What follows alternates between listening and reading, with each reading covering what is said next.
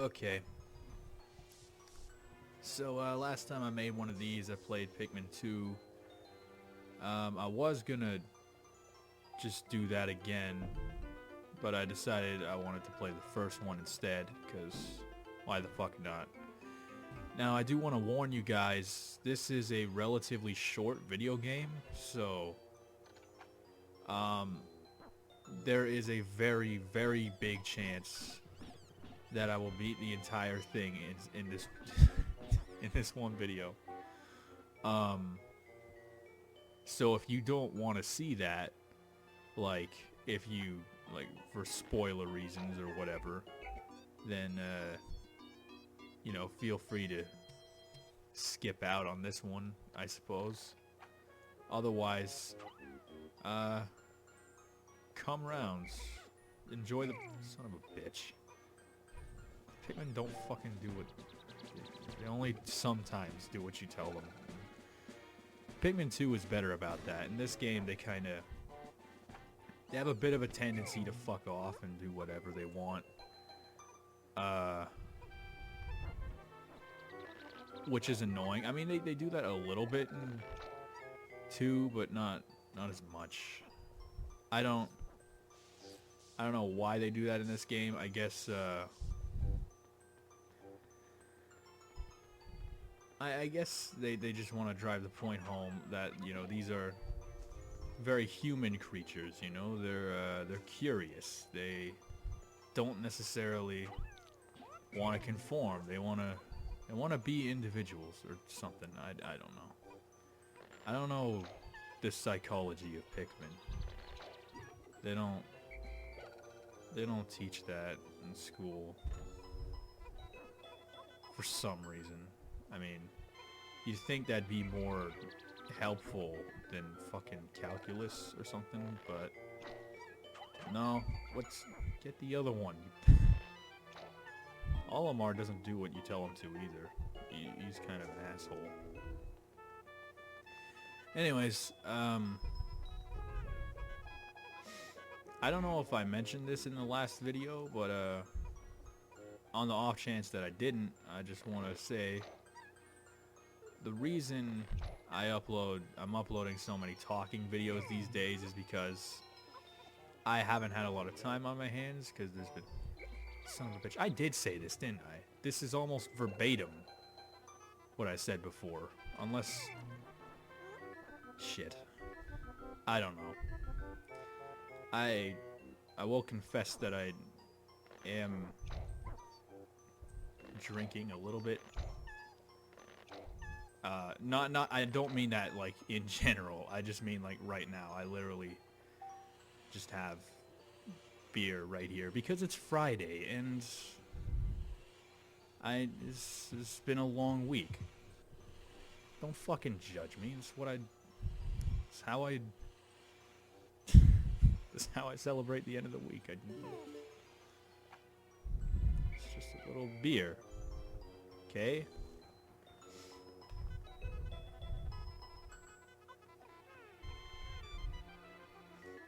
Anyway, pish posh. So yeah, this is Pikmin 1. If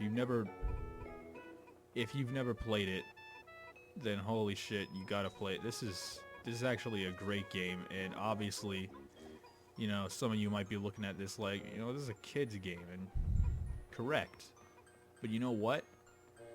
Fucking Mario 64 is a kid's game.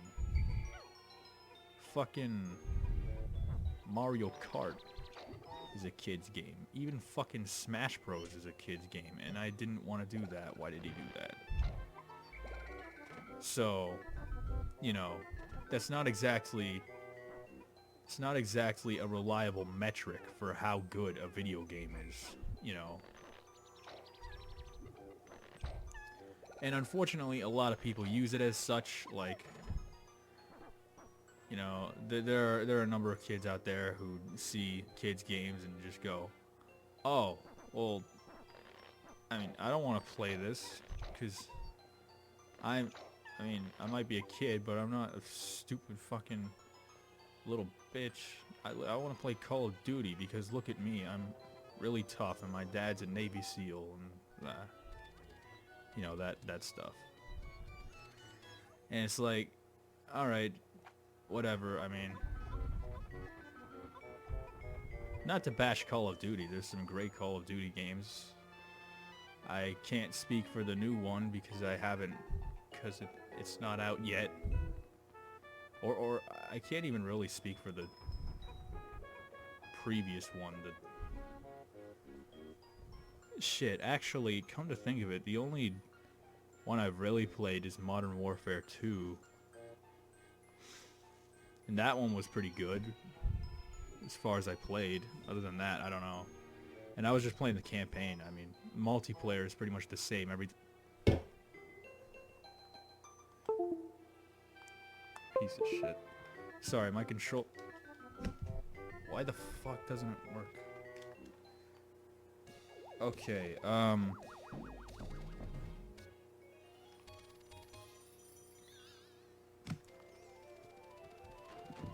okay, this is pretty fucking stupid right now. So... Lately my controller has just decided to fuck off and not work at random intervals. Seemingly random intervals. I mean, for all I know, there's a reason for it. And, you know, there's something I'm actually doing to fuck it up, but I don't know what exactly that is yet, so... Until then, I'm just gonna say it's completely random and not my fault.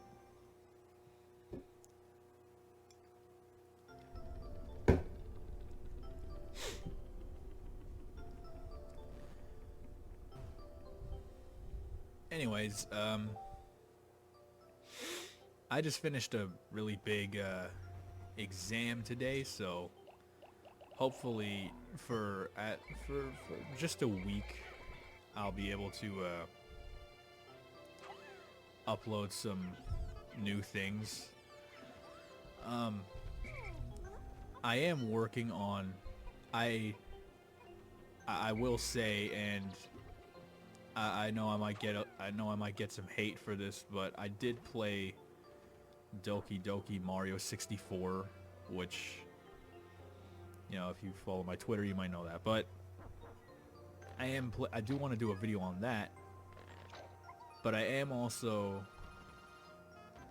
playing Majora's Mask in my spare time, and I want to do a review of that because I reviewed Ocarina, so that just makes sense to me. So, and it's a fucking damn good game if you never played it. I think it's better than Ocarina. Which, you know, some people think that's absolute blasphemy, which, I don't know, maybe it is.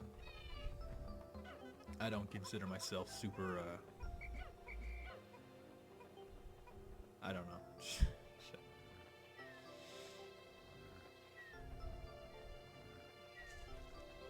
I was gonna say I don't consider myself super religious, but, like, that's not really relevant. I mean, that was mostly on the blasphemy point. It doesn't matter. Anyway.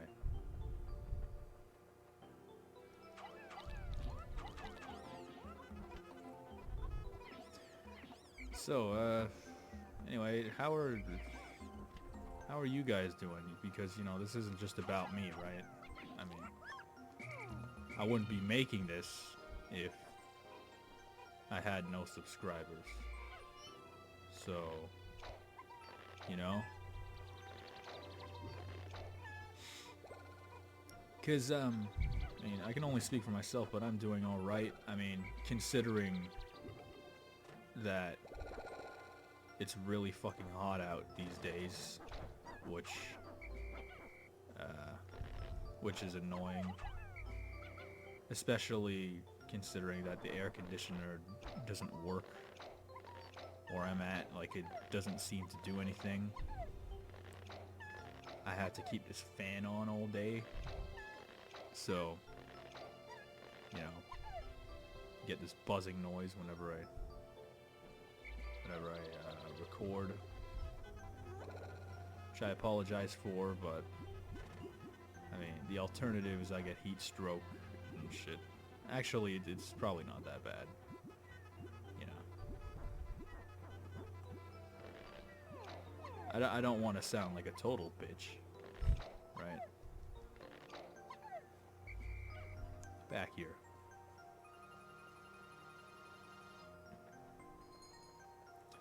So, in general, I will admit, I do like Pikmin 2 quite a lot better than this one. But I still certainly like this one. But this one does have a number of, like, when you play Pikmin 2 and then this game, you'll find that this game has a number of issues that seem largely like very basic, dumb little things that would be kind of no-brainers to fix. But of course, that's easy to say in hindsight. So, and it's even easier to say when you consider that I've never made a video game before, so what the fuck do I know? But still, I will say it certainly is, compared to Pikmin 2, just not quite as good. Certainly not bad, but I don't know, there are some things specifically about it that I do enjoy more. For example, the yellow Pikmin can use bombs, which they can't do in Pikmin 2. So, you know, that's cool. Because bombs are fun, you know? That's not a terrorist joke, by the way. Don't take that the wrong way. And, there it is. That's one of, that's two. Oh yeah, this 2 of 30. Shit. Sorry if my commentary isn't exactly insightful right now. This usually happens, like, right after an exam. Like, my brain just kind of shuts itself down and is kind of is pretty much resistant to anything remotely smart. I don't know why. I guess it's just well, I don't know why. I guess I guess it's just a symptom of wanting to relax for a day.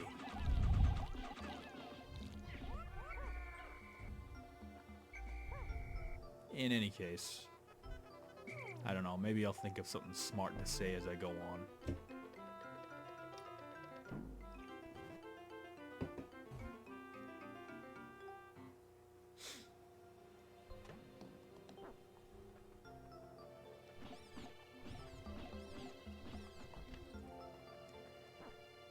So, in case you didn't know, I did actually review this game a long time ago, which is certainly, I don't know where I was going with that sentence. But yeah, I did review this game a long time ago, like I think last year or possibly even the year before. As you can imagine, I mostly had good things to say. I also reviewed the second one, which, you know, as I mentioned, you know, I like that even better, but, I mean, why not have both?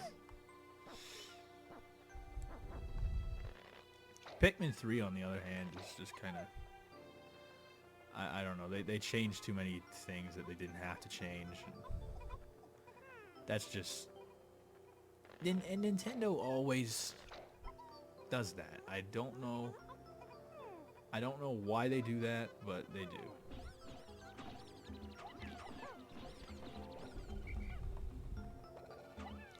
And of course the reason's not the same every time. I mean, but they do. I feel like way too often they... And actually, it's not even just Nintendo. There are so many things that just so many... I don't know, not even just video games, but just stuff in general. You know, companies and whatnot that try to just fix things that aren't broken. And it's just like, why do you have to do that? I mean,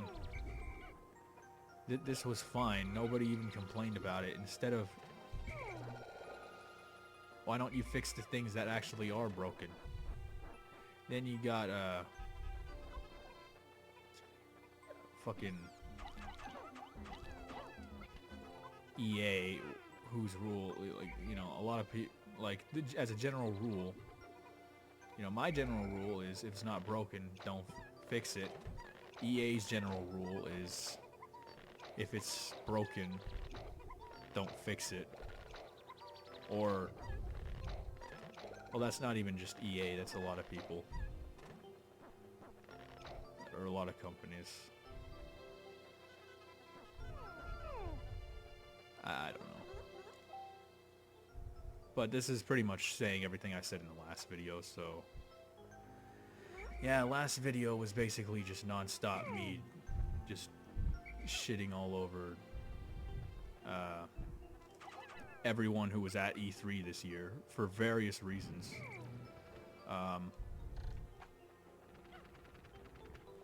And while I think this E3 was kind of shitty,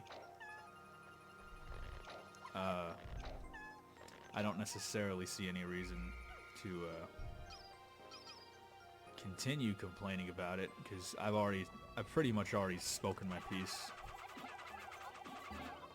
on that end, so.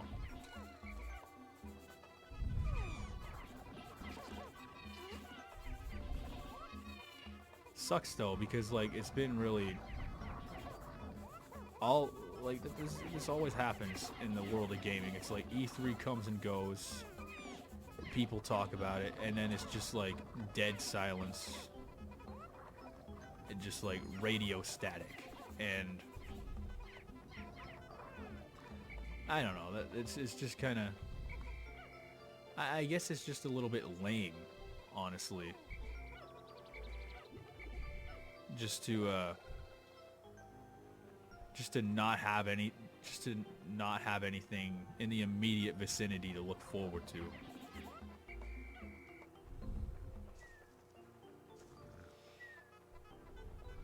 Still, it's not like there wasn't anything at E3 that was cool. But there's just still way too much, like, way too many things that aren't done deals and whatnot. Like, we saw some Death Stranding, but we still don't have a release date or even really a grasp on what the fuck it is. And, you know, it's among other things. And we don't know anything about Elder Scrolls 6 or when that would come out, but hey, at least we know that it exists and that they're thinking about it. So like,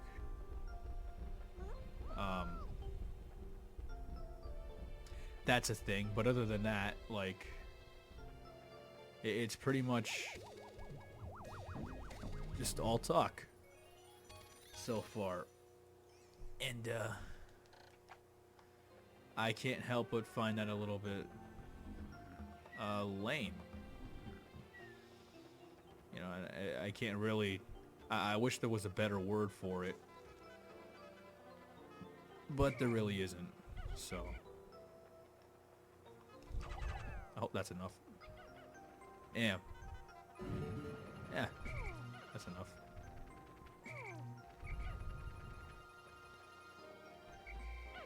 Can we blow this wall down too? I'm kind of hoping we can get the Nova Blaster before the night's out. Okay, that's not enough. Shit. Damn it. It's not gonna happen, is it? We're gonna at least get close.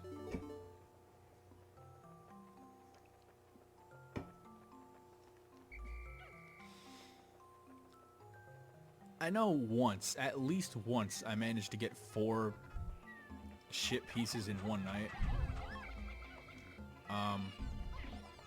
I've tried to do that a couple times off screen throughout the week, and I was not successful any of those times. I guess really the best thing we can do is just bring it as close to the ship as possible and then call them off before it hits 0.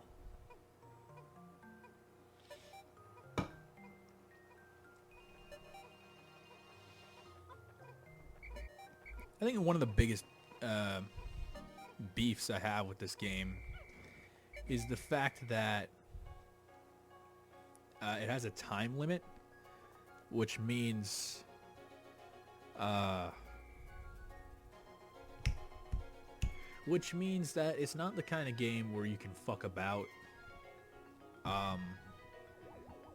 and it kind of discourages. Actually, not really. I mean, there's plenty of, like, if you manage your time properly, there's plenty of time. But, like, I don't know. It can be a little bit invasive, fun-wise, unless you know what you're doing. Like, and I've played this game numerous times. But I don't know. I don't like the idea of a game having a time limit. And Majora's Mask doesn't count.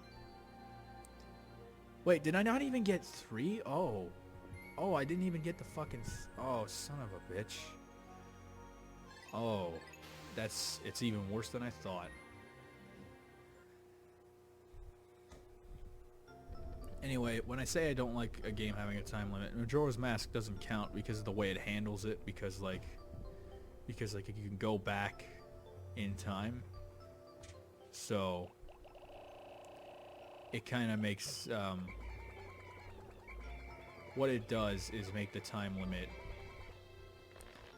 not exactly a limit, but more of like a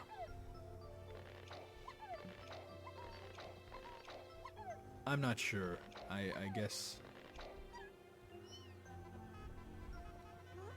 I'm not sure what the best term is, but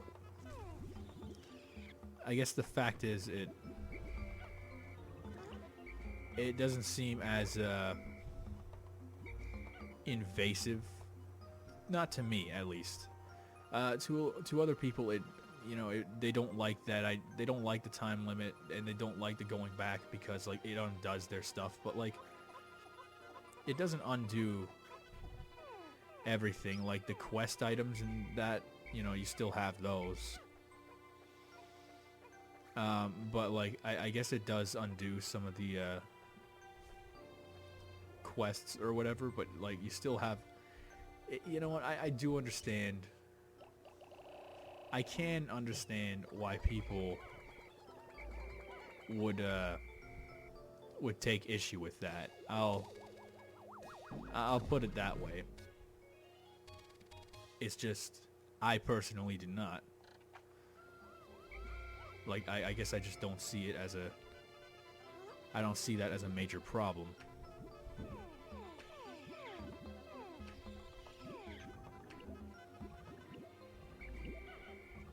Because in my experience, it really just isn't,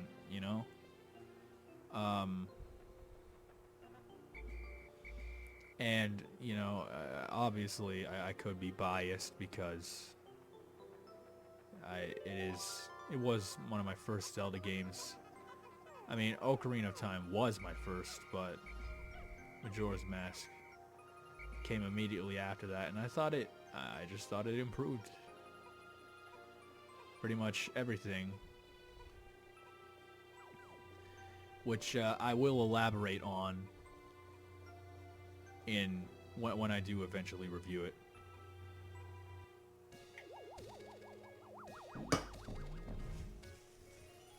When will that review come out?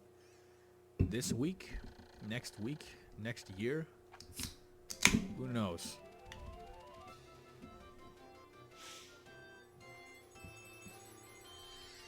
The only thing I can say with absolute certainty is eventually it's definitely coming out.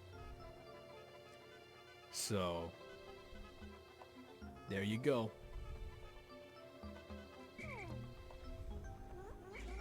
Oh, don't attack that. There's nothing there. Oh, you fuck, man. These Pikmin are not very smart. My biggest issue with this game, more than, like, later Pikmin games, is just the fact that they, way too often, they do what they kind of do what they want, and often they'll get themselves killed because of that. And that's very frustrating. In fact, Pikmin is kind of like a weird version of do you guys remember? Do any of you guys remember that shitbox indie game that came out like 2 years ago called Don't Kill the Baby? Where like one person plays as a baby and the other person plays as like the baby's father, and what you have to do is as the baby you actively do things that would harm yourself, and as the adult you're supposed to remove all the hazards, and I don't know, there's like a time limit or something, and I guess if the baby doesn't die by the end of the time limit, then the parent wins, but if the baby does die, then the baby wins. It's a really fucked up game. I mean, it's hilarious. I mean, the core concept is fucked up, but it's so goddamn funny. That's what Pikmin is like, though. It's like an alternate version of Don't Kill the Baby, except all the Pikmin are fucking babies. And the hazards, instead of like household things like hammers or electrical outlets or Windex, it's just these goddamn hell nightmare creatures that you gotta watch out for. And that's what Pikmin is. It's just a weird version of Don't Kill the Baby, but with the fucking spawn of Satan trying to kill you instead of a Windex or whatever I said. Like, look at this thing. Like, what even is this? Boom. Alright.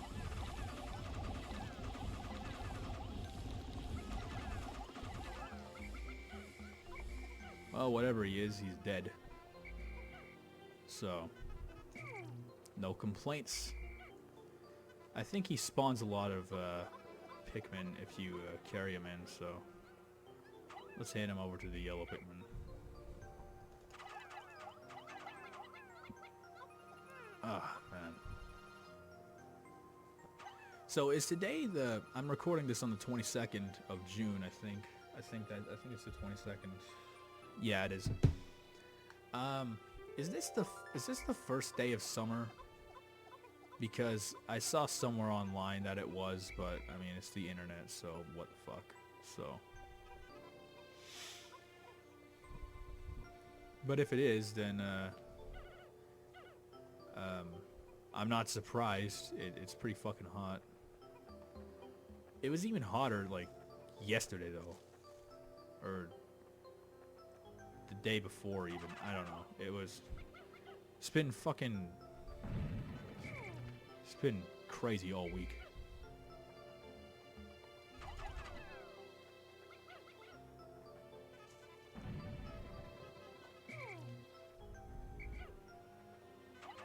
I don't know if I like, and I don't know if I like that better than like winter where it's just fucking cold, you know. I feel like a lot of people live in a perpetual state of disappointment where no matter what happens, even if things change for what you consider to be the better at the time, eventually they'll start complaining, like, you know. Or maybe it's just me, I don't know. I like to complain, which is why that's why I review games, you know. When you think about it, critics are just professional whiners, like, literally. Like, a lot of people use that term, the term professional whiner, you know, or something like that, like, derogatorily, but really, that's what critics are, when you think about it. You know, just nitpicking all the little things, just like, oh, this isn't right. This should be better. This should be like this. Fucking this fucking ROM hack should be more like this. You know, and that's basically my entire channel. Except when it's not, and I make a video about E3.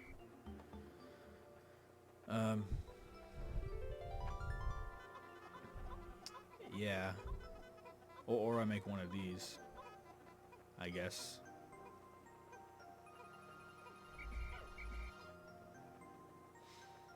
In any case,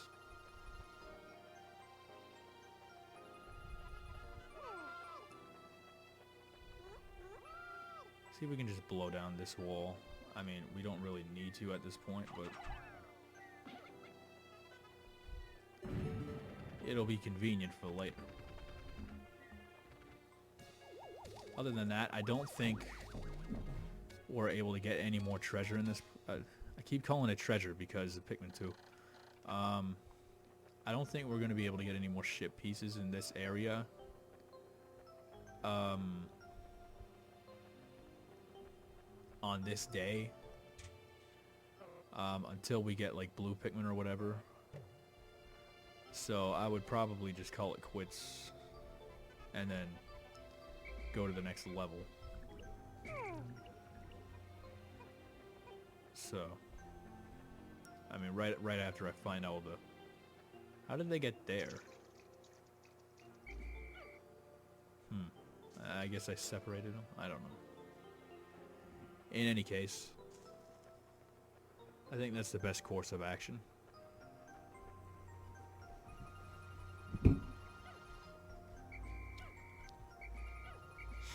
Holy shit, though. You should see the speed runs of this game. Like, it's crazy what people do. People get, like, people come in here, like, on day 1, or day 2, I guess. And they literally get all the ship pieces, and I don't know how they do that. I don't know how they even figured out how the fuck to do that. Because, like, if you see, like, the way they do it, it's goddamn ridiculous. Like, if you saw that shit I did with the gate and throwing the yellow Pikmin over with the bomb, like, that's nothing, okay? Like, literally butt fuck nothing compared to what these guys can do. Like, that's what I love. You know what? I believe the best way to judge a game's core mechanics is to just look at how crazy the speed runs look. Okay? Because, like, you know, if you look at them, I have an example. I'll just steal this example from a YouTuber I saw. I'm not sure if any of you guys have heard of a YouTuber named, I think his name is Super Bunny Hop. He plays stealth games, you know, the Metal Gears and Assassin's Creed and whatnot. I think it was him. It might not have been, but he made a video talking about Metal Gear Solid 4, and he said that it was a very flawed game, which, when on that premise, I was a little pissed off about, because that's one of my that's probably my favorite game on the PS3. So, but he had some very solid ground to stand on, which is more than can be said for a lot of people that hate Metal Gear. Okay, that's just a little. I am definitely generalizing a lot, but I found that a lot of the people who hate Metal Gear the most are just like, oh, fucking Kojima's pretentious and the story's weird and Raiden's gay, and actually even Metal Gear fans say Raiden's gay, so I don't know about that one.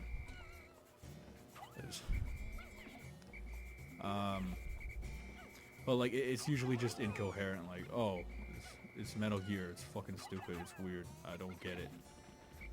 So like when an actual fan who has actual arguments comes out against the game, then like now you have my attention. When you're just going like, oh, just fucking gay, you know, it's like, yeah, okay, I get it, you don't like the game, it's not for you. But like if you have actual arguments, then I'm gonna listen. Anyway, I'm way off track. What I was gonna say was this guy was talking about how Metal Gear Solid 4 isn't that great of a game, and he was talking about the core mechanics of it, and the fuck was that? The hell was that? This fucking pellet just disappeared and warped over there. Shit. Anyway, he was talking about the core mechanics of the game versus other Metal Gear Solid games, and he said if you look at a speed run of Metal Gear Solid 4, basically what you're gonna see is Snake sprinting to the end of the level and just getting headshots with the Mark II pistol every time. Versus Metal Gear Solid 3, where you don't know what the fuck you're looking at, and which is true. Metal Gear Solid 3 has a whole bunch of mechanics that, off the top of my head, I'm not even sure I can list. Can I just beat this guy up? Damn, he did a lot of damage. That's a lot of damage.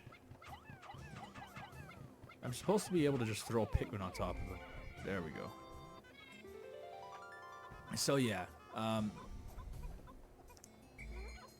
so that's when I started to think, okay, that's an immensely good point.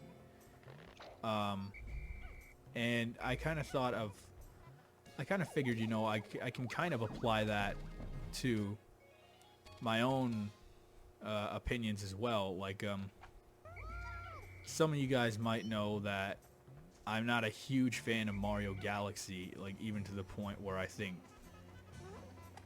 I genuinely believe Sunshine is better, which a lot of people fucking hate. But I mean, like, I certainly believe 64 is better, and I'm just thinking, well, I mean, and I decided, you know, after watching that video that guy did on Metal Gear, I thought, what if I could apply that same logic to, like, Mario? And so I looked up a speed run of Super Mario Galaxy, and it seemed to hold pretty true, because, like, for me, I wasn't a huge fan of Mario Galaxy's mechanics, and if you look at a speed run of Galaxy, you know, that's mostly what it is. It's him, like, running to the end of the level, sometimes doing a very precise jump or whatever, or, like, you know, a tricky wall jump type thing, versus, like, Mario 64 or Sunshine. He's fucking flipping and snapping all over the place. You don't even know what the fuck he's doing. And, you know, I think that speaks, at least in my opinion, I think that speaks volumes about the freedom that the other games give you that Mario Galaxy just doesn't. Now, that's not to say Galaxy is a bad game. I don't want people to misunderstand that. I think it's certainly not. Like, not objectively at least. I mean, even subjectively, like, I do like the game. It's just I don't like it as much. And that goes back to my thing about Nintendo changing things that I didn't think needed to be changed. Like, it never occurred to me that, you know, non-linear Mario was bad, which I guess it didn't really occur to them either, because, you know, they made Odyssey later, which actually, I don't know, Odyssey was kind of I still haven't played it, but from this, I got the sense that it was a bit of a mix of linear and non-linear. In any case, you know, I certainly do prefer the older ones. I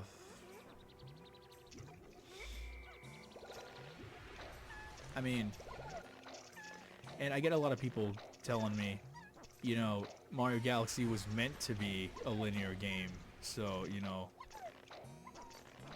And I'm like, okay, well, I don't care if it was meant to be. Like, I don't like it. I don't like the fact that it was meant to be, okay?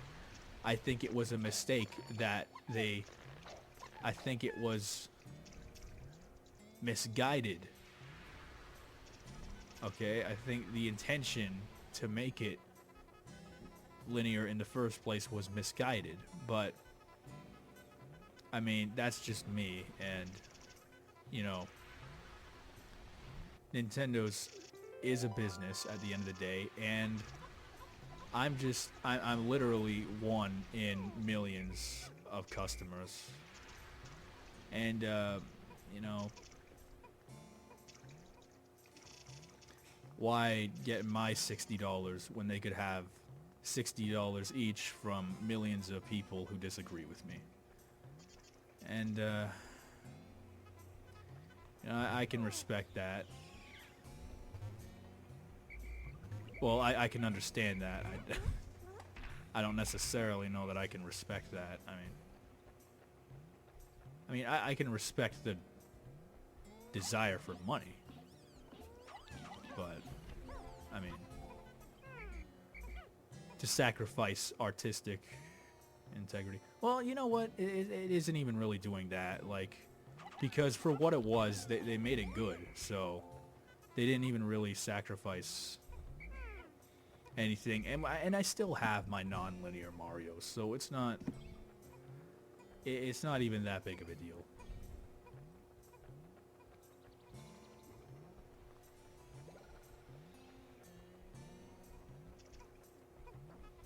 Shit.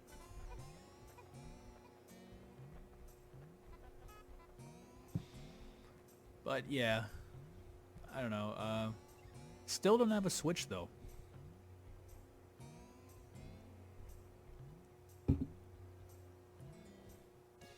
I guess there's always I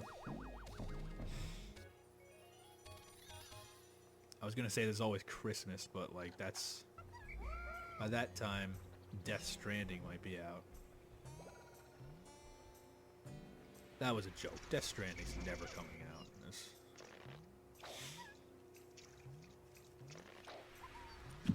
Hell, the game probably doesn't even exist. And who's to say that Sony won't go all Konami on him and just fuck him over a second time, you know? I'm talking about Kojima, by the way, for the 7 of you who don't know what I'm talking about. Or maybe there's more than 7, I don't know. it's weird because everybody I know personally knows about the whole Kojima thing, but I don't know if everybody. I don't know if that's just a thing that every single human being knows about. I mean, obviously not, but I don't know. And the other thing is, I feel like, well, I'm not entirely sure, but like, since my channel is mostly on like the Mario 64 hacks and whatnot, I have some suspicion that that most of my audience is mostly invested in Nintendo and such. Not all of you, but I'm sure at least a handful anyway. And as such, you know, when I start talking about Metal Gears and PlayStation and whatnot, you know, that might sound a little bit just not quite in your realm of expertise. Although most people I know of who know about video games are pretty knowledgeable about like pretty much all the big boys. So I guess most people know about PlayStation. It's tricky because like I want to be able to get people to understand, you know, where I'm coming from and what I'm talking about when I talk about this kind of thing. But like if you guys, if it turns out that literally all of my audience knows all about that stuff already, then like I don't want to come off as patronizing, you know. God damn it. I am a little, I will admit, I am a little bit paranoid at times about coming off as patronizing, mostly because I have personal, I personally have a particular hatred for, not hatred, I don't consider myself anymore to be a very hateful person. I'll be honest, I used to be. In high school, I was horribly just hated everybody. But, you know, times have changed, you know. I guess, you know, you grow up a little bit and you realize not everybody's trying to kill you. In fact, most people are pretty okay, you know. And I would like to remind, oh, fuck. Alright, I'm not getting it. There was a piece over there, but I don't think I'm going to get it. I would like to remind you guys, in case any of you are really bitter people, on the off chance. I mean, most of you guys are pretty okay, at least judging from the comments and whatnot. But you know, just remember, you know, most people generally aren't predisposed to hating you. So, you know, most people are generally okay. You know, I was always very paranoid. I thought everyone hated me, which, you know, that's a very bad way to go about life because, you know, like, if you walk around feeling like everyone hates you, why would you even try to reach out and make friends and stuff, you know? I guess I figured, like, I don't know.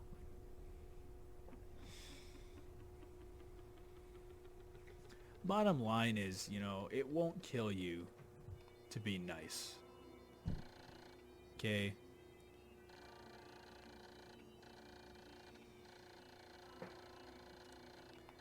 So,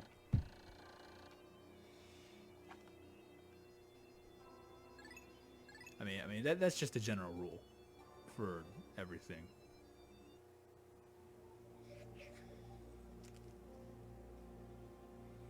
Where am I gonna go next?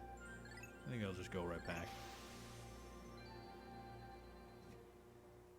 Anyways, I totally forgot where the fuck I was going with that. So, I apologize. Where was I going with that? Okay, now I'm actually... Now it's actually bugging me. I don't know where I was... I don't know where I was headed. I don't even know how I got on that tangent, actually, to tell you the truth.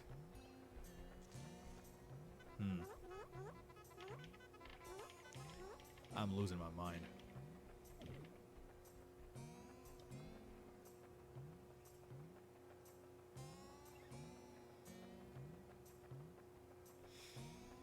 Oh, apparently Phantom Pain's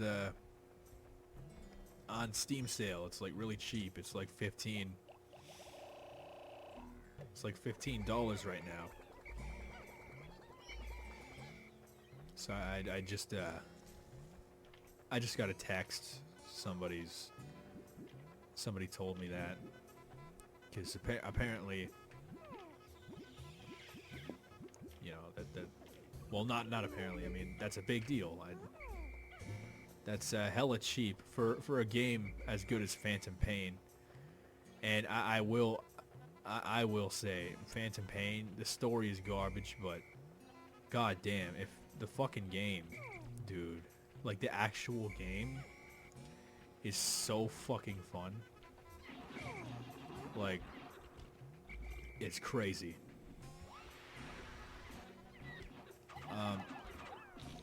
I just wish Metal Gear Survive could have captured some of that magic.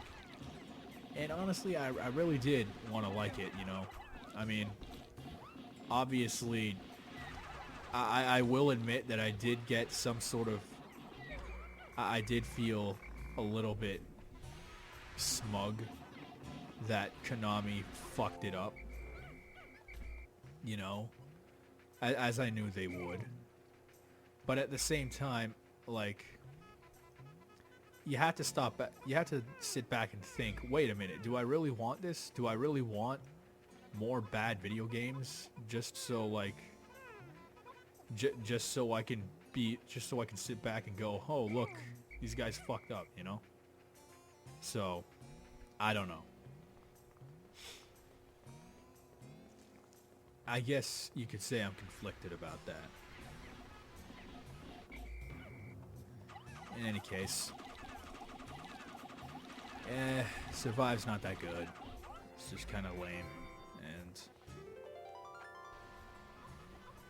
I really wish they could have. I wish they could have done it better. Which, you know, maybe they could have. Maybe they did it on purpose. You know, there is a theory that they intentionally, that the developers, like the actual programmers and whatnot, intentionally fucked it up to get back at Konami. Which would be nuts.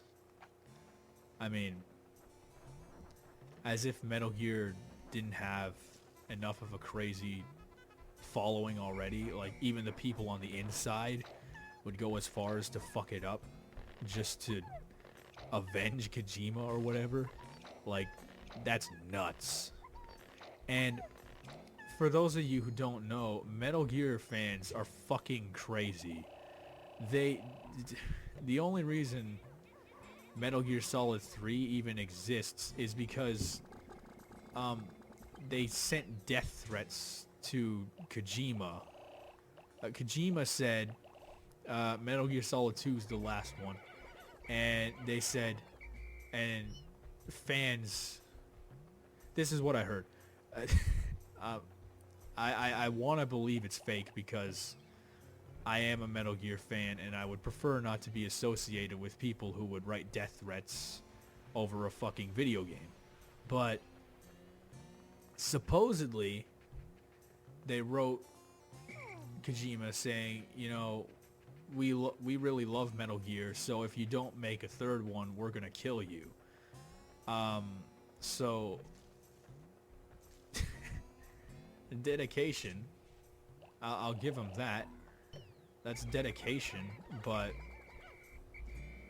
why? Why are you doing that? Do you really... Is that really what you want? I mean, does the... I mean, risk reward. I love Metal Gear. I don't think I would. Son of a bitch. But I think, you know, death threats is a little bit beyond the Call of Duty, you know, as a Metal Gear fan. Or a fan of anything, really.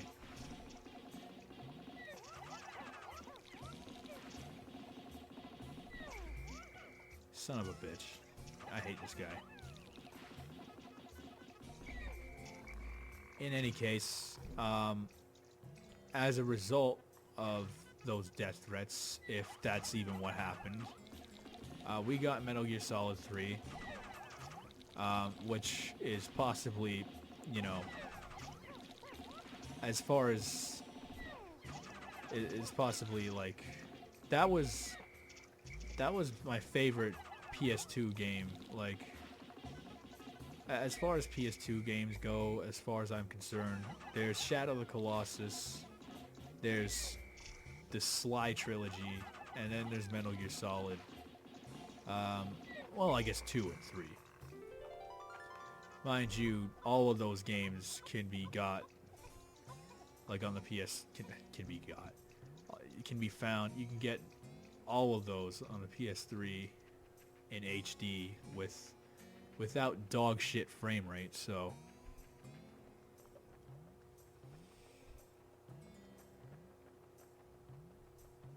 perhaps if you haven't played any of those yet, it is something you should consider.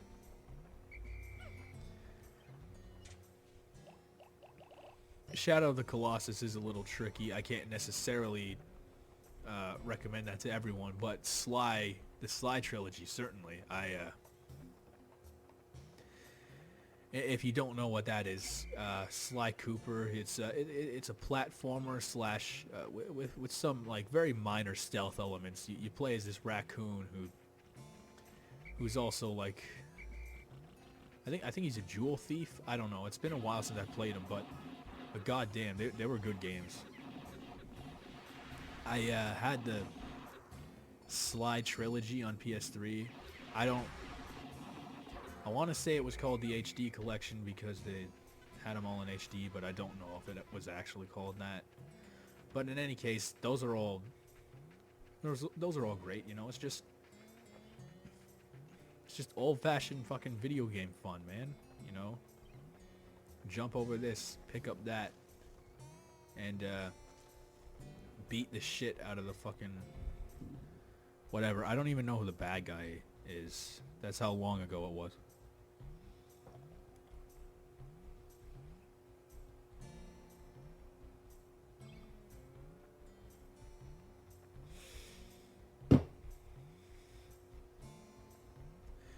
So in my E3 video, I briefly talked shit about Star Fox Adventures.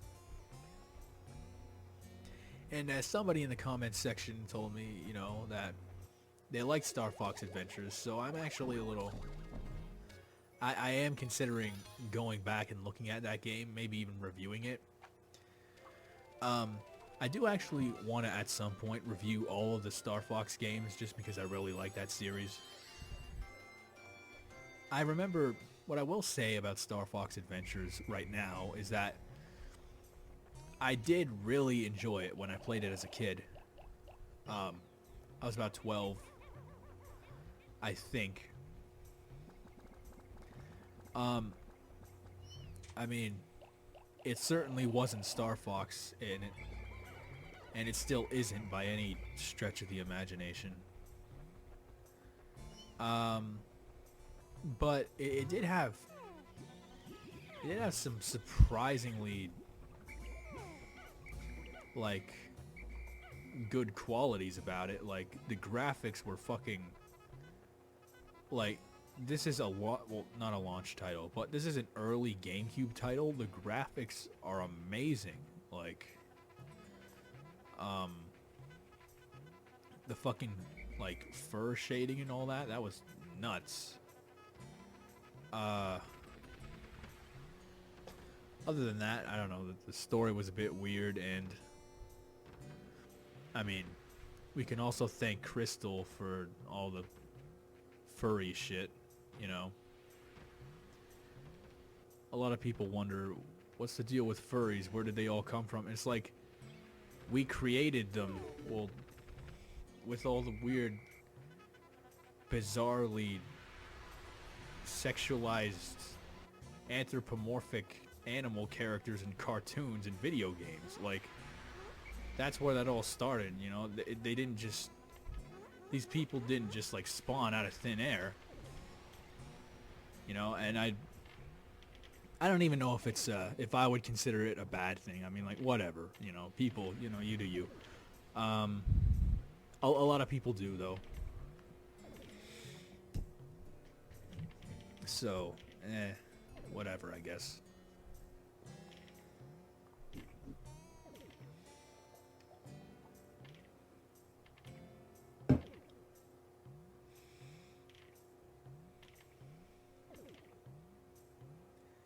I guess people are, I guess people find it a bit icky because, some people might suggest that it sort of blurs the line between, like, I don't know, bestiality or something, which, you know, that now you're getting, like, when you start talking about that, you know, that's a little icky, but, well, I don't know. I don't study furries. This is just random things from. Oh shit! Watch this. I love that. If you just leave blue Pikmin in the water, and then like people start drowning around them, or well, other Pikmin start drowning around them, the blue Pikmin straight up become lifeguards and they throw them to safety. Like, that's just awesome. I love that shit. Come on, save him. See? I love that. That's fucking nuts. Okay. Shit. You're doing that wrong. Oh shit. Is that even... Can they even carry it? Alright. As long as it works.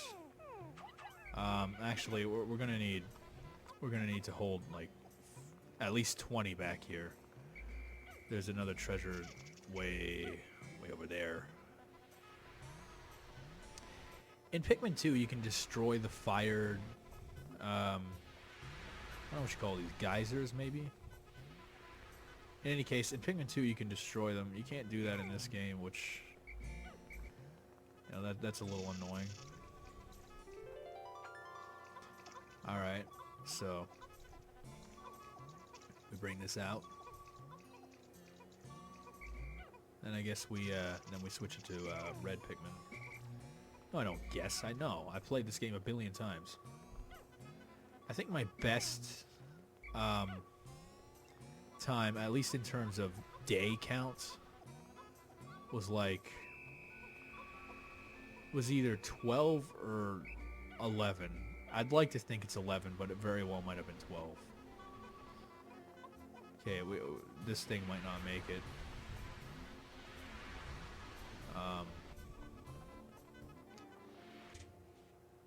That'd be quite annoying. I'll be goddamned if that doesn't make it. Shit.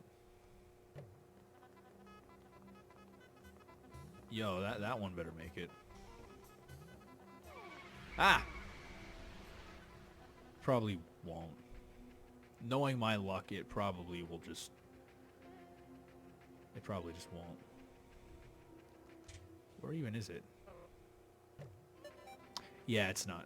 It's not making it.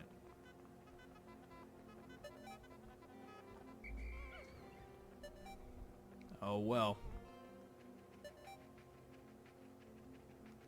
What a great bloody waste of a day. Well, we got two. Let's let this thing carry a little further. Oh, I missed the one.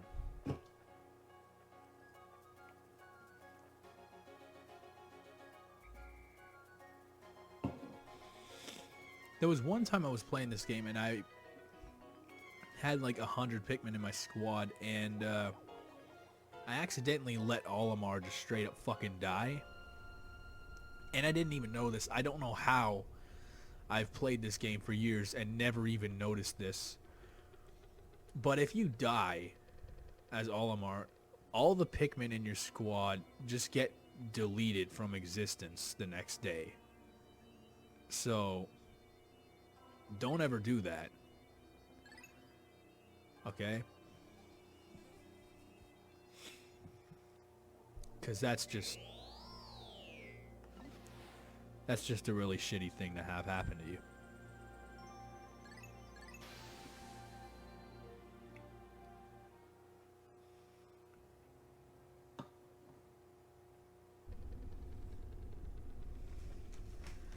Alright, what day is this? 6?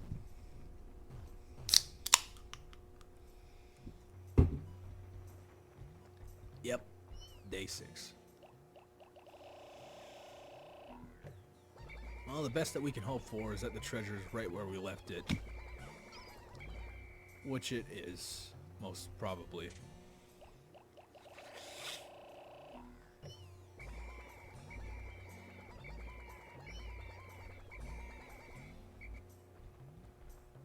Yep.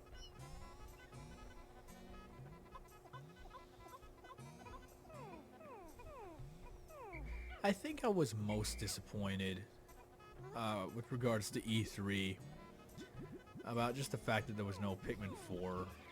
I think Nintendo in general was like the biggest dead fuck of E3, honestly, because like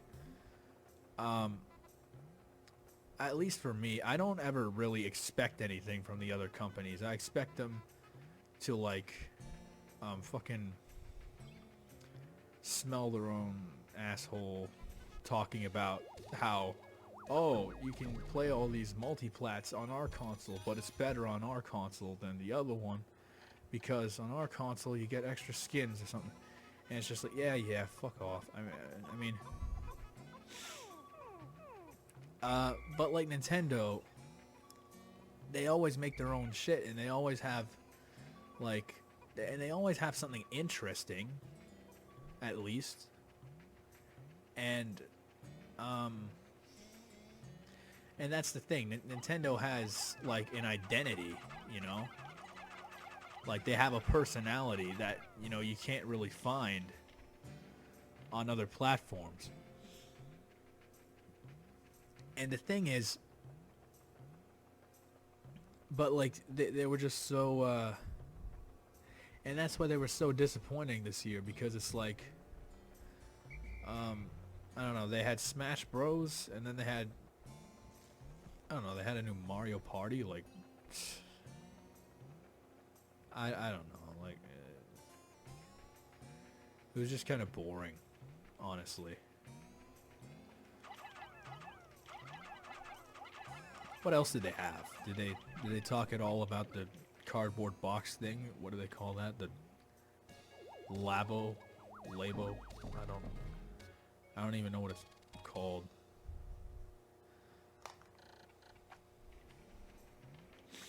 Oh well. Then Microsoft. I remember I actually did try to catch a bunch of the Microsoft thing, and like half of the presentation, if I remember it right, half of the presentation was multiplats. Like, and I'm just thinking, fuck, man, what are you doing? Like, I can play all these on PlayStation. Like, what are you trying to pull here? And yes, they did have Halo, and I don't know, Halo's, I like Halo, or at least I did, the older ones. I haven't played really the newer ones, but you know.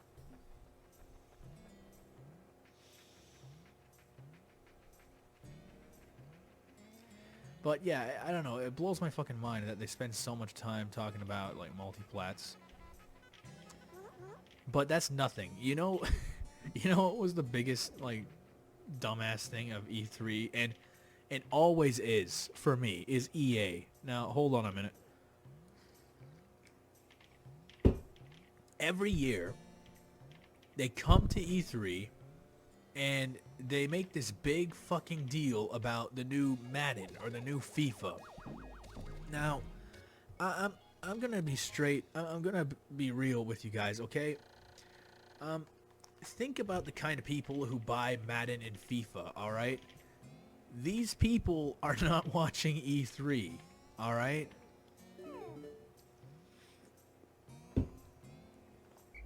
These people are watching actual sports games on actual sports television, alright?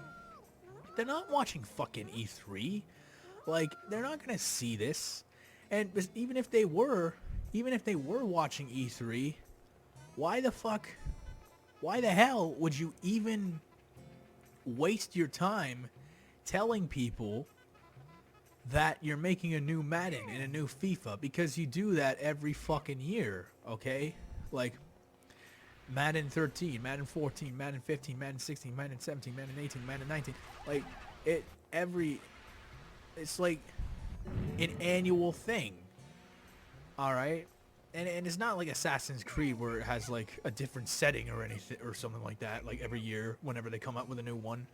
Or like Call of Duty where it has a different, like, it's not even like that. It's literally the same thing. The only thing that really changes, I guess, are maybe, and I'm just assuming here, but I imagine if anything changes year to year with those sports games, it's going to be the players and the rosters, and I guess, you know, like certain players get like traded off and like, you know, and join other teams and shit.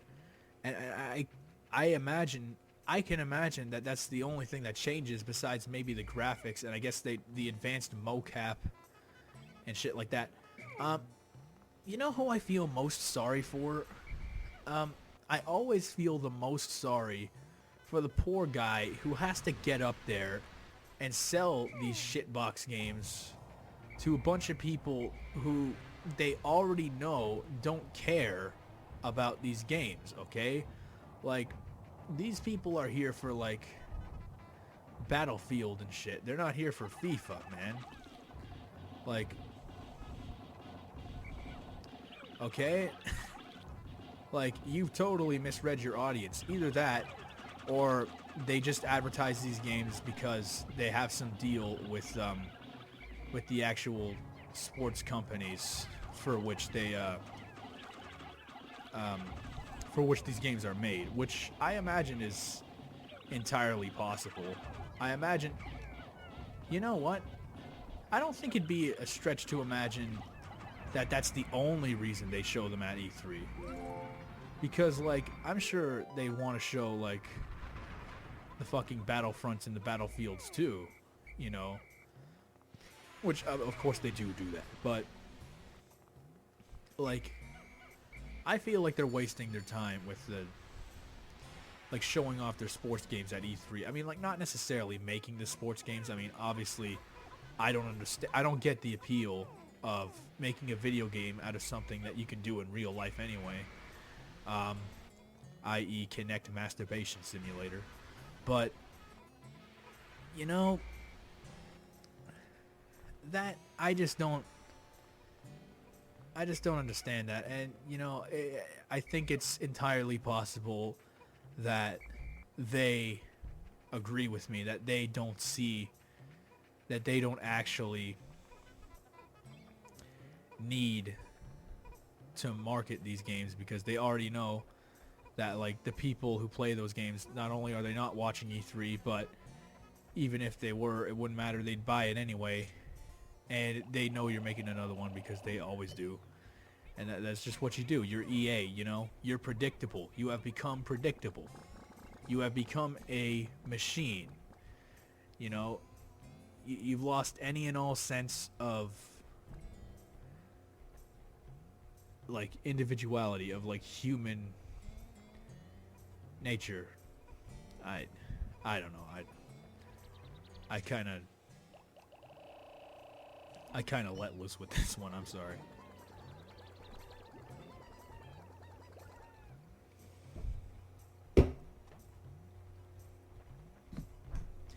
But sometimes it just blows my mind how dumb these guys can be. And, yeah, I'm sure you guessed, I'm not a fan of EA.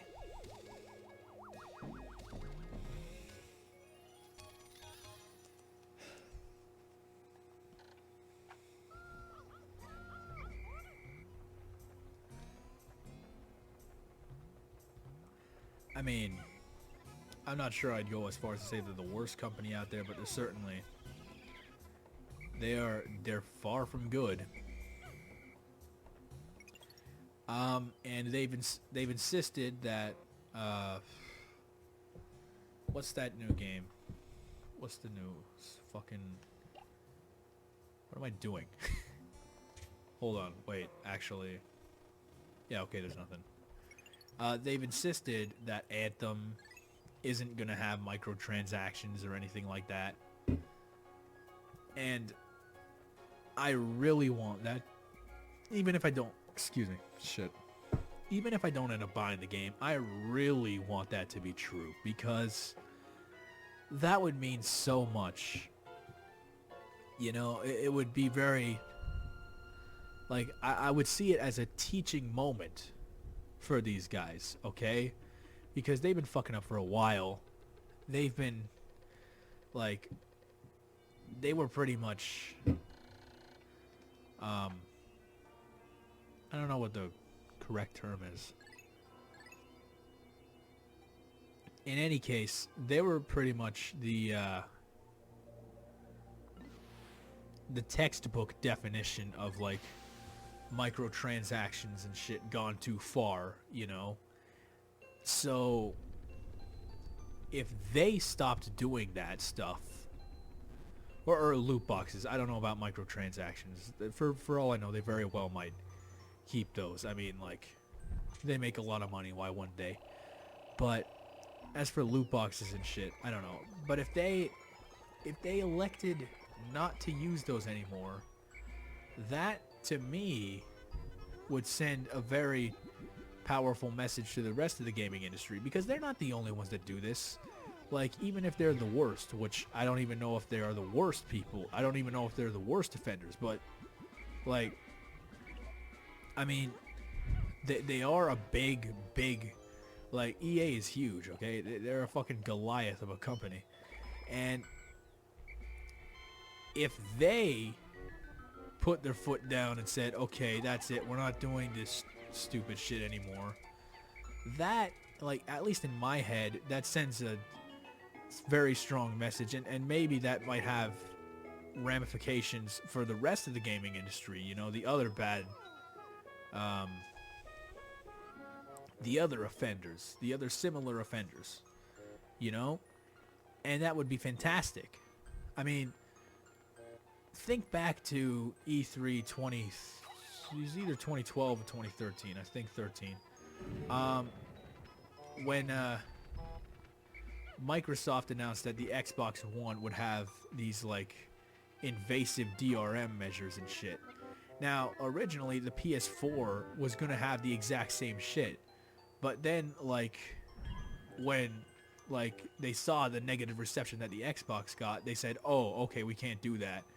And then they put their foot down and said, okay, we will never do this. I mean, they were just about to, so I think they're still, I think they're still pretty bad. But, I mean, even if they didn't, just the fact that they were thinking about it was, it doesn't quite bode well. But I will say the fact that they didn't do it also sends a very good message. And the result of that was not only that the PS4 didn't have those cancerous DRM measures, but also that they removed them from the Xbox One, because, like, they knew that their competition wasn't going to have any of that bullshit, and the people rejoiced, you know, and they were really happy about that. And as a result, you know, Xbox said, okay, we can't have these DRM measures. So if a company as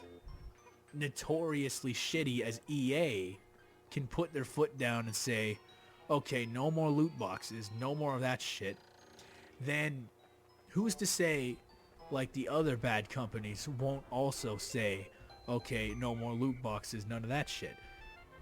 You know, um, of course, I I being pessimistic by nature can't help but wonder if they'll go back on their promise, which they very well might. It was my understanding, and that they said one thing about Battlefront 2, and then they walked it back and said, "Oh yeah, we'll take the loot boxes out," and then they did, and then they put them back in, or something like that.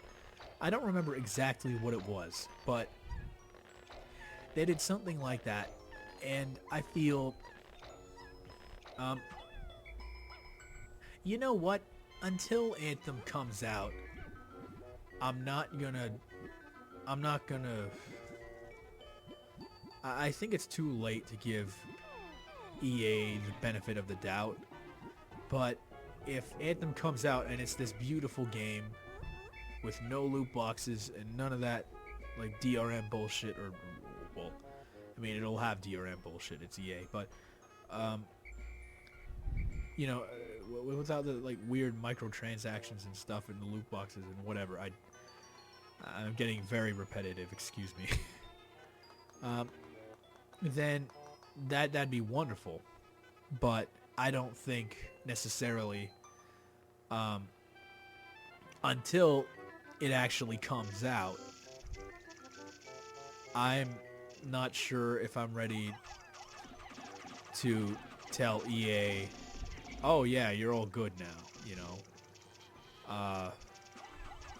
Not that me telling them anything is worth a shit, because I don't really buy their games anyway, because I don't really like them. But I mean, if you have my respect, I don't know. That's worth at least a few customers, because I do have, albeit a small audience. So, I mean, what's a little bit of good PR gonna hurt? So, but that's still way off. Or is it? I didn't actually, off the top of my head, I don't actually know the release date for Anthem, or if there even was a release date, or if I personally should even really care, because like a lot of people are saying, oh, it's EA's take on Destiny, which I never played Destiny, which I heard that it's basically an always online, slightly shittier, or well, I don't know about shittier, but just like more broken version of Borderlands 2, which you know, I'll be honest, I fucking love Borderlands 2, but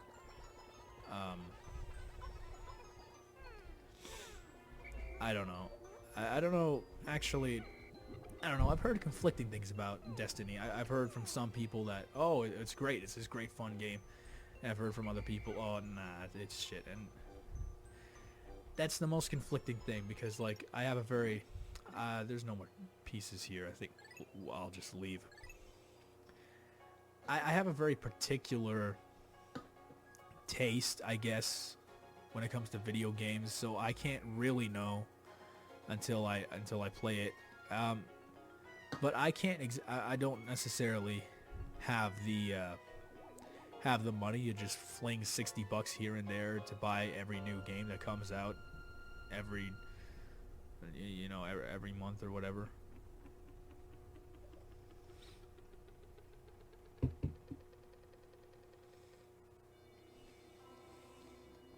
So I'm not always. So I am sometimes at a bit of a disadvantage in that regard. In just the fact that I haven't played it yet, so I can't really judge for myself. But otherwise, I don't know, I can get a pretty good idea by looking at the game and judging by what other people say. And I don't know, Destiny looks like, you know, okay. I mean, it doesn't look groundbreaking to me. It never did. But if Anthem's a better version of that, then I don't know, maybe it'd be just good enough for me. But that's still a ways off.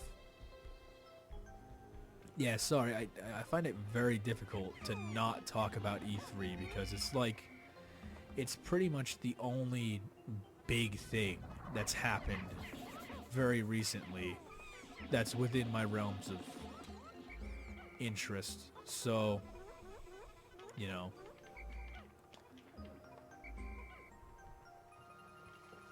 gotta love that flute guy though. Damn, that was nuts. You know what? Sony wins because of flute guy.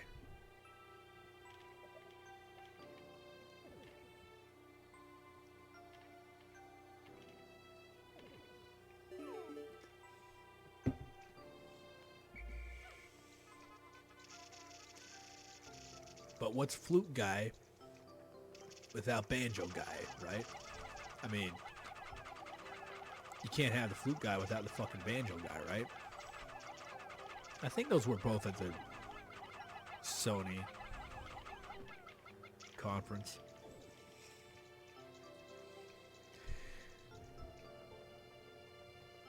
It's funny, when I was a kid, I used to love Nintendo and I used to fucking hate everything else. And I actually, and this was like elementary school, this wasn't like high school, you know.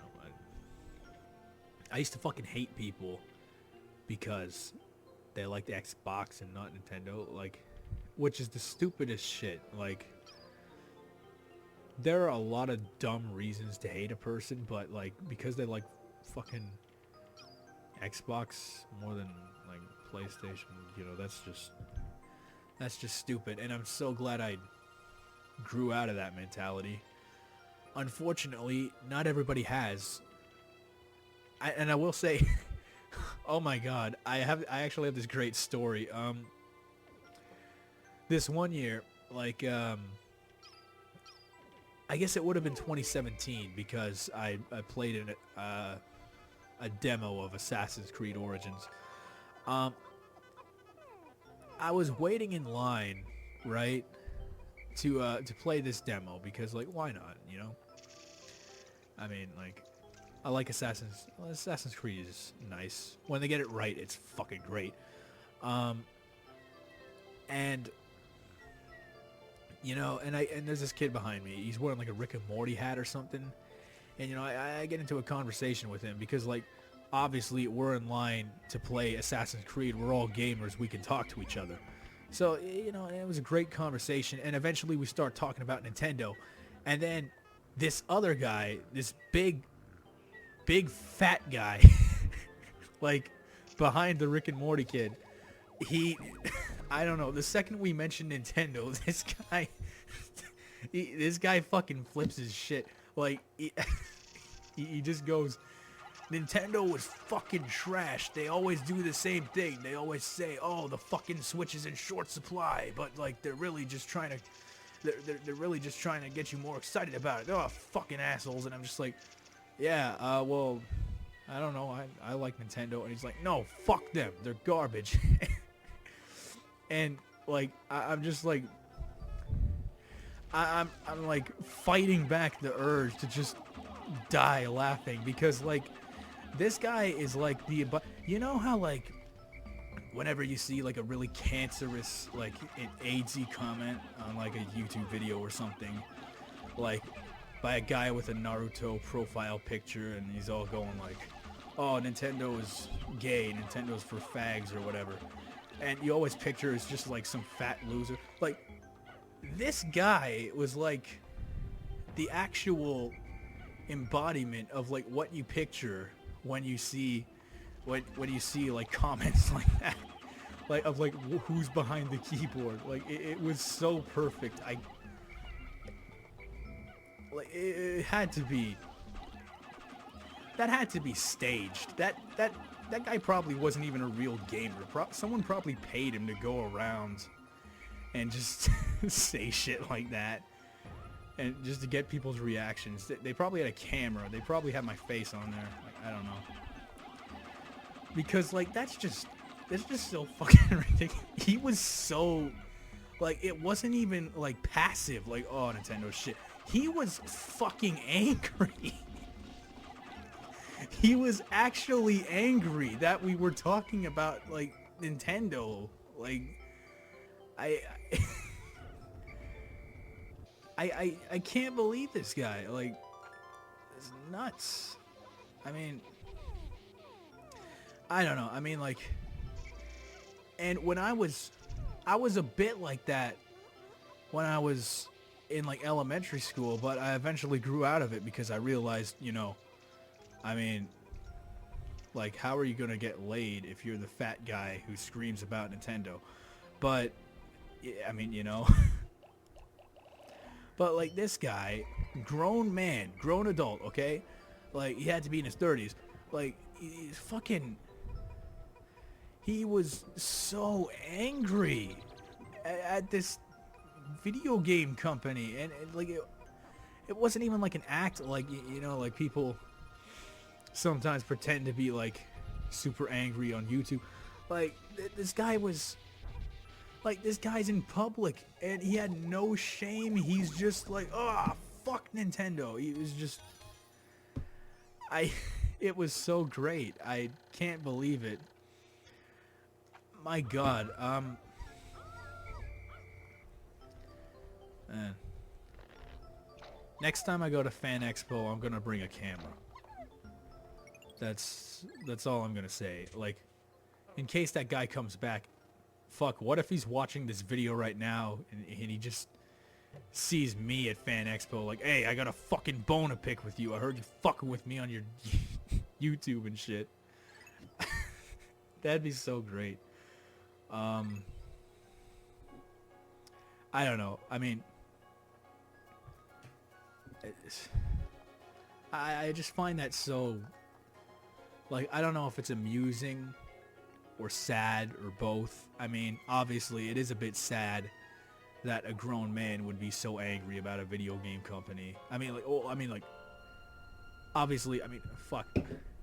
Look, I get annoyed at video game companies for doing stupid shit, but like, this guy, like, to the point of going out in public and like, in like a public place, in like an exhibition center, like, and literally, like, borderline, this guy's almost shouting, okay? Like, he was so angry.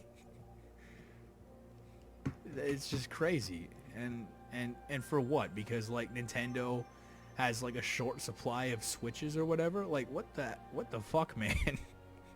It's not that serious.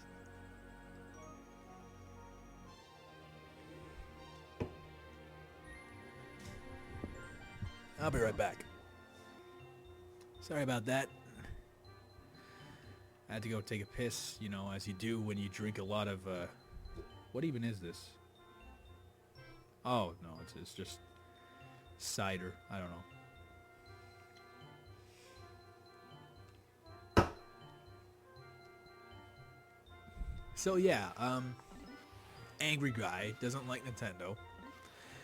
Not even a bit.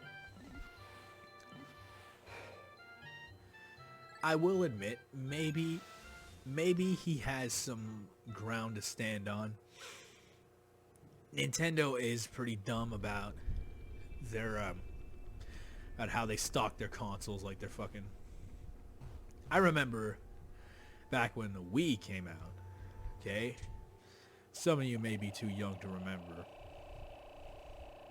but the Wii was probably Nintendo's dumbest console ever, and somehow it sold like 100 million units, making it their best-selling console of all time. So in retrospect, I'm not actually a huge fan of the Wii. It had some great games. It had Brawl, it had Galaxy, it had Mario Kart. That's it. So But yeah, I remember when the Wii came out, and you know, it is kind of true what this fat. I don't know why I keep calling him the fat guy, like because I mean I'm fat, so I don't know, but well, I mean I'm fat, but this guy was fat, okay. I mean, it doesn't. You know what? It doesn't matter that he was fat, except it totally does. It's just so much more funnier. I'm sorry. You know what? No, I got made fun of for being fat my whole life. Now it's my turn to make fun of people for being fat. You know, why not? Let's have a little fun, right?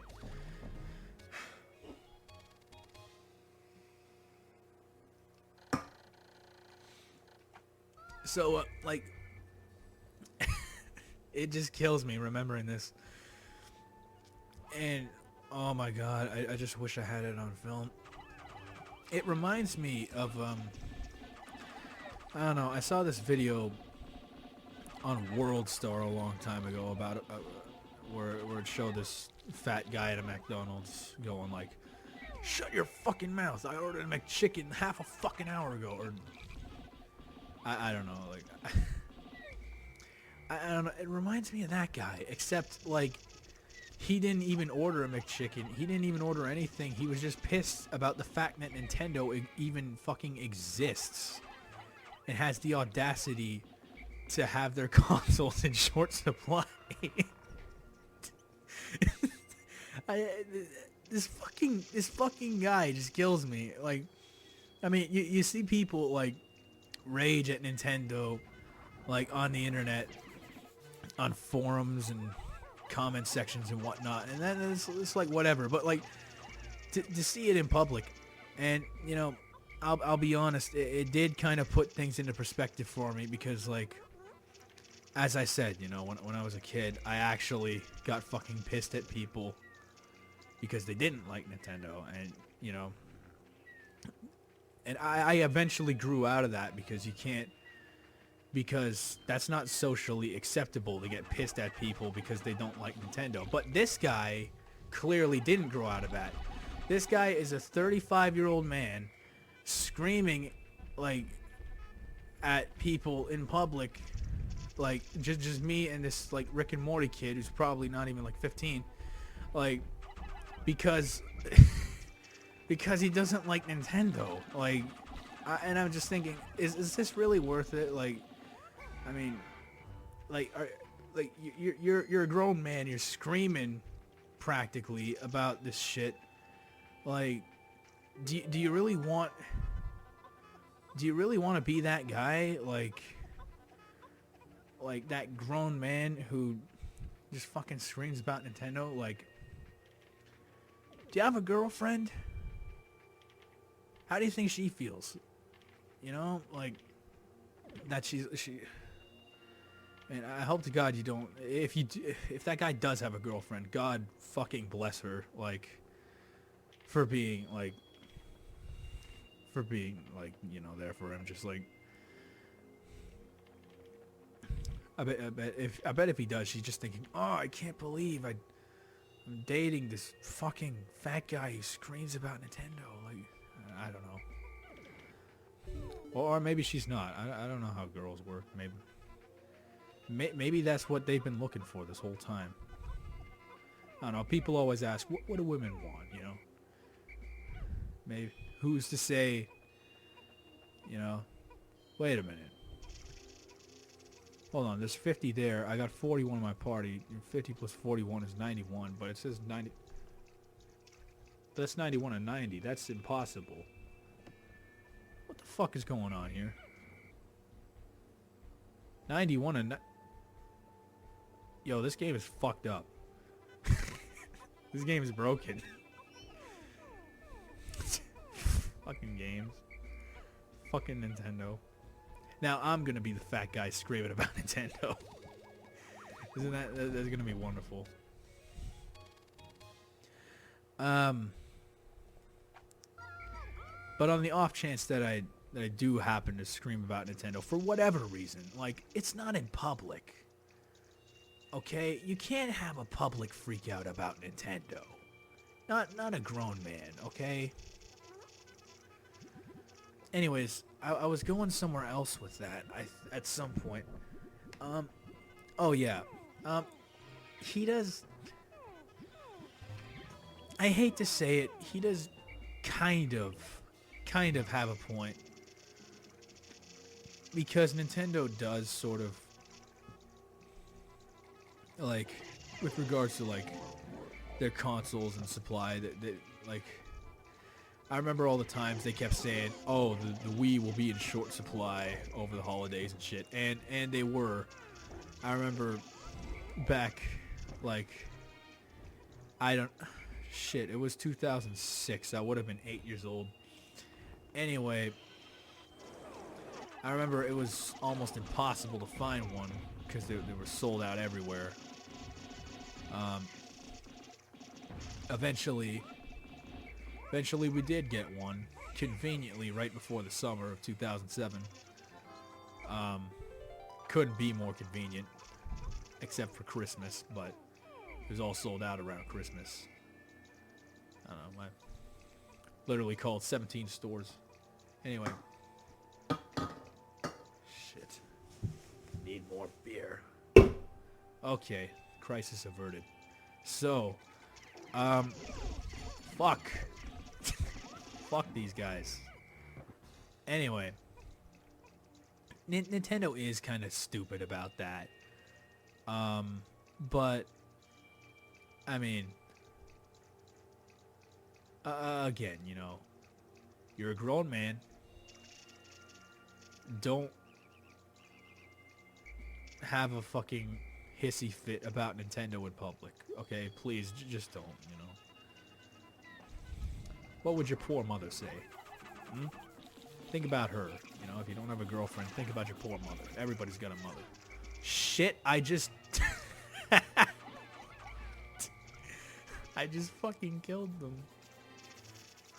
I'm so horrible. I actually feel bad. Which reminds me, holy shit, I was playing Majora's... I mentioned... Oh, no. Oh. Which reminds me, anyway, I was playing Majora's Mask, right? And this is a bit of a spoiler, so I apologize for that in advance. But there's this part where this guy, this Zora, dies, and you play the Song of Healing. So he gets a peaceful... So he has a peaceful death, and then after that, the screen fades away, and then it fades back in, and Link made a little grave for this guy, and he's straight up fucking crying. Well, I mean, like, not exactly, but he's, if nothing else, he's bowing down out of respect. And I'm just looking at this picture, and I'm just like, holy shit, this is a kid's game? This is made by Nintendo? Like, that's, like, disproportionately beautiful. Like, and sad. Like, holy shit.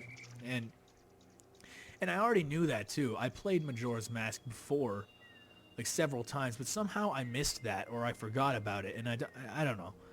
And oh no, fuck this guy. Oh, look at this. What a fucking mess. I hate this guy. Hold up. Yeah, do it again. Do it again. Do it again. Do it again. Oh my god, this guy is the asshole of the fucking year. There we go.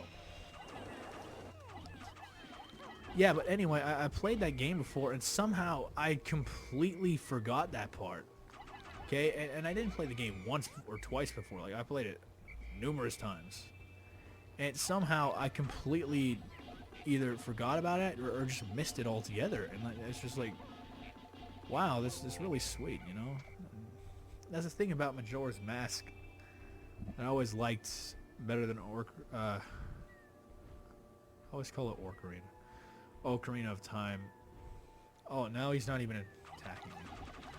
I don't know, it was just a lot more emotionally driven. But beyond that, it was also It's also just a much smarter game. I felt like, at least in terms of gameplay, like it just seems a lot cooler. Again, I will elaborate on this when I eventually make the video. For now, I'm just gonna have to be vague because I'm not exactly in a fit state to tell you about how good the game is, because I don't know. Well, first of all, I'm playing Pikmin, so I have to focus on that, so my attention is divided.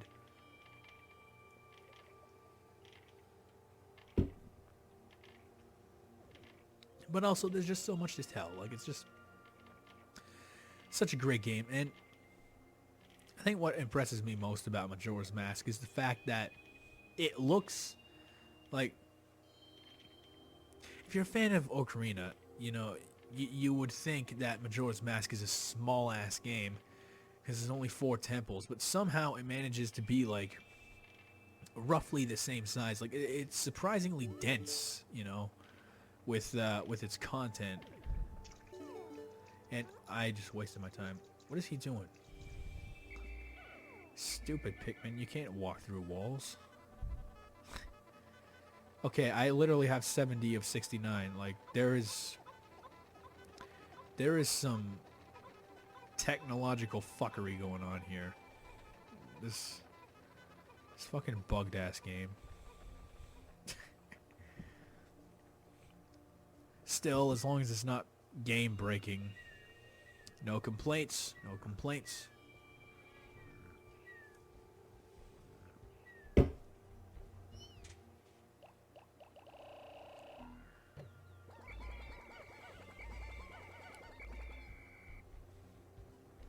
So what, do I have 101 Pikmin on the field right now?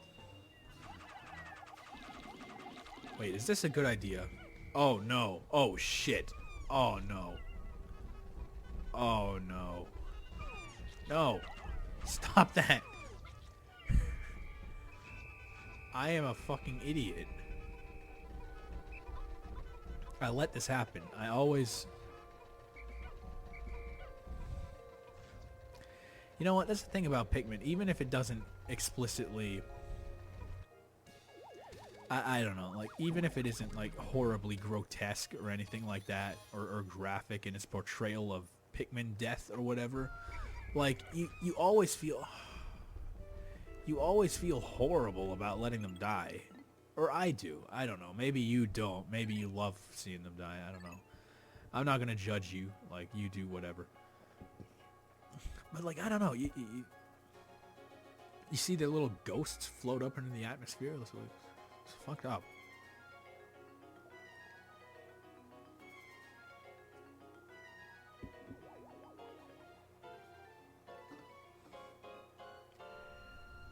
Still, that's 4 treasures in one day. I think that's pretty good. That was weird though. Like 101 of 100. Like that was.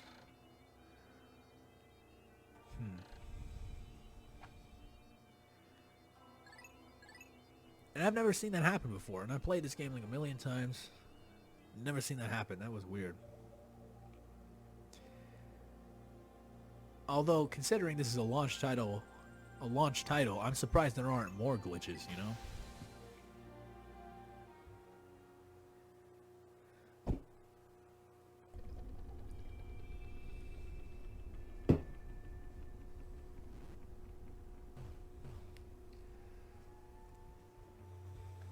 Granted, of course there are more glitches because speed runs. You know, those are the glitches that you don't see.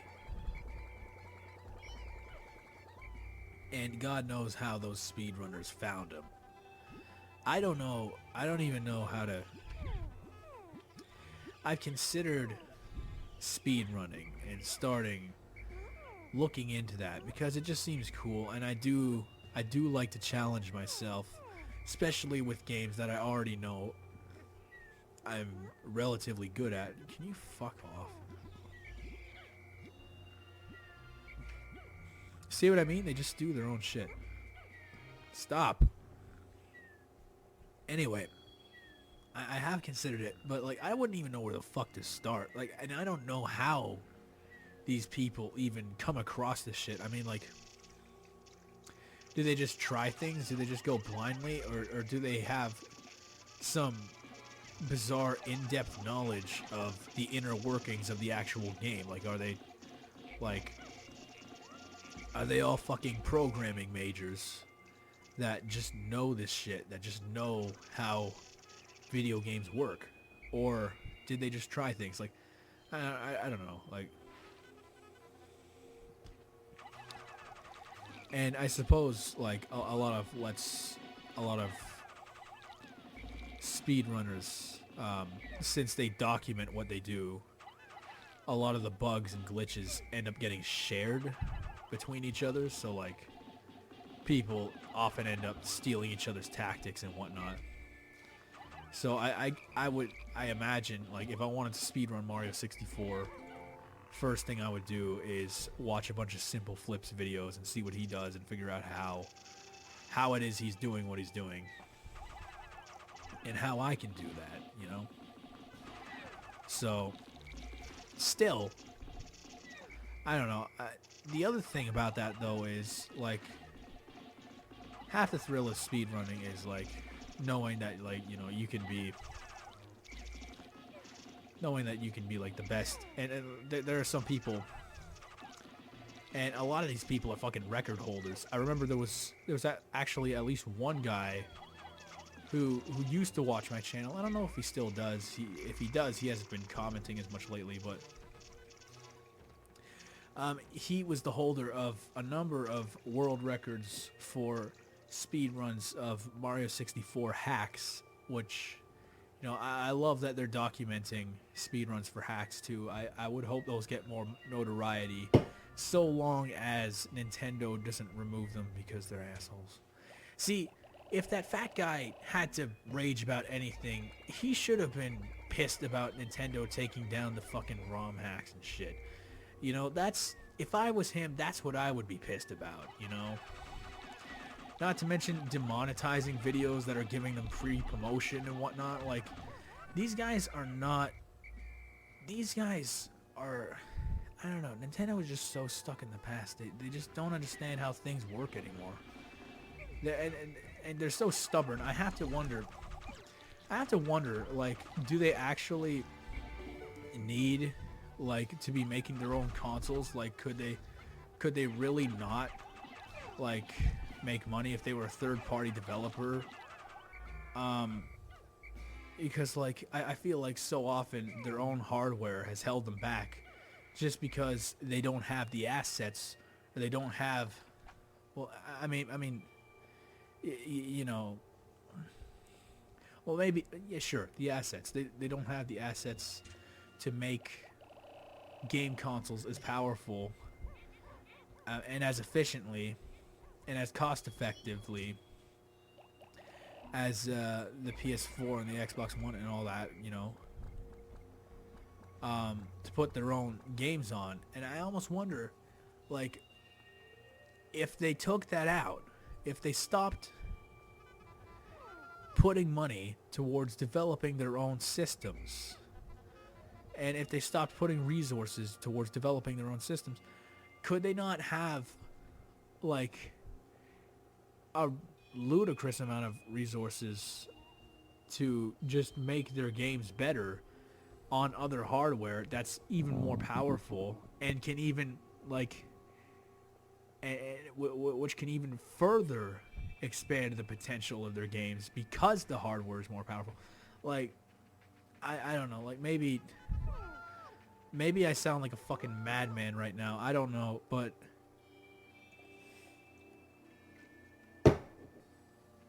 I mean, like, can you not, do you not sort of see my line of thought here?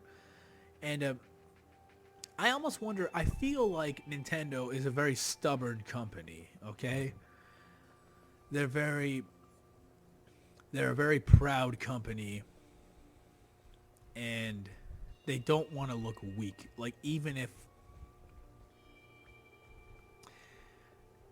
mind you, the Switch is doing very well, but like, I mean, the Wii U wasn't, and who's to say even the Switch's successor will be doing very well? Like, because, you know, that'll inevitably get released unless Nintendo decides to become a third party, which I seriously doubt is ever going to happen. I mean, you know, I feel like they keep making consoles because they always have, you know, and they feel like therefore they always will. I mean, I feel very conflicted about saying this, but you know, the Sega route, right? You know, actually, then again, like, I don't know. I don't. Well, you know what? No, I feel like if Nintendo went the Sega route and made third-party shit for other developers, hardware developers, you know, like the PlayStation, Xbox, even PC, for fuck's sake, like, could they not have the potential to be fucking amazing? I mean, like, look at Sega. I mean, like, I personally, surprisingly, there are a ton of people. Well, I don't know if it's fair to say surprisingly, but the fact is there are a lot of people who still like Sega's like games, like all the Sonic games, and I just called them all off. That was I didn't mean to do that. Like the 3D Sonic games, I personally I could never like them, but obviously there's a market for them because they still manage to keep making them, and they never, and they don't seem to shake up the formula that much. But what I will say is, if Nintendo, I mean, I think most people would agree, and I'm sorry if I piss anyone off with this, but I think most people will agree that Nintendo objectively has a better track record than Sega for making like good games. So if they became a third party for these big consoles or whatever, these really powerful consoles, could they not be fucking spectacular? You know, I mean, like, I don't know, let's say maybe Sonic doesn't translate very well to the new era, but like Mario, I mean, like Mario Odyssey's alright. Like, could they not, if they made more of that for like more powerful systems, you know, like, shit, I'm driving myself nuts. Hold on for 1 minute, please. Howdy ho, fuckers, I'm back. Alright, sorry about that. Just stuff. You know how it is, right?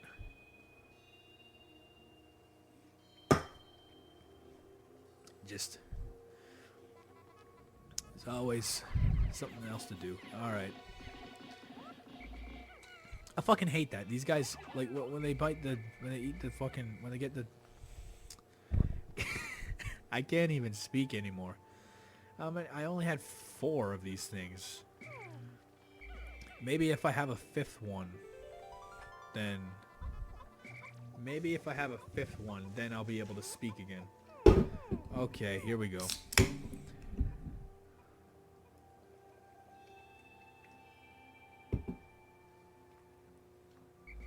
Okay, so like, when those little fuckers, the ones that can fly, you see the dead things here.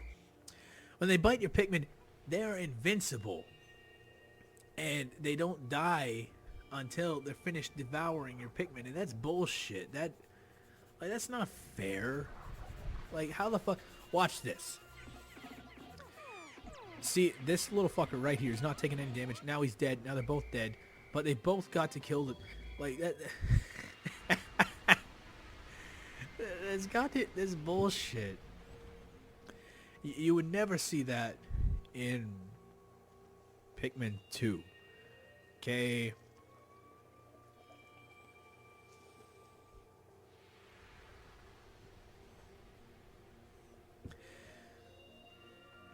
And that's at least one thing they got better. I mean, You know what? I reviewed both of these games. I reviewed both Pikmin 1 and Pikmin 2. If you want to see that, you can just look those up. But, I mean, yeah, you don't necessarily. I mean, like, you don't have to. You don't want to. I mean, let's be real. Most of you are here for the ROM hacks, right? And, you know, this isn't a ROM hack video, so whatever. But I don't know. We're having fun, right? I mean, it's motherfucking Pikmin, man. It's fun. And that's what video games are for, aren't they? Right? Fun? How many more? Oh, there's 4. Okay. Wait a minute. No. I'm doing this wrong. What I really need is... No, not that. I'm wasting so much time. I can't believe there are people that do this in 5 in-game days. Like... I see that shit and I'm like, oh, that looks easy. I can do that. I fucking can't. I try and it just doesn't work. Like, these guys have to be faking that shit somehow.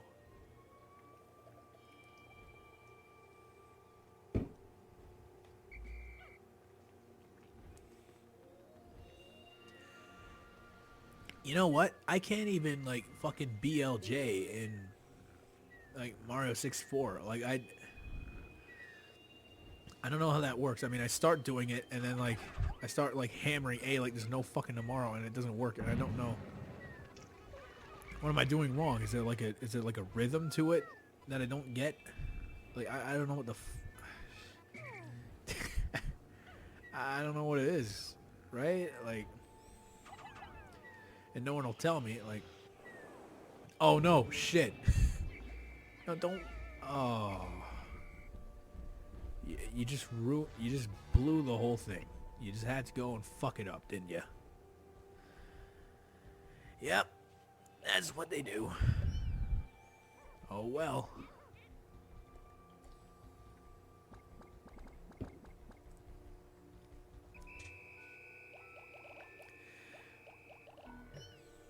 No, I think that's it. I think I gotta go call those, the ones I left over there. And just end the day, there's not really much to do.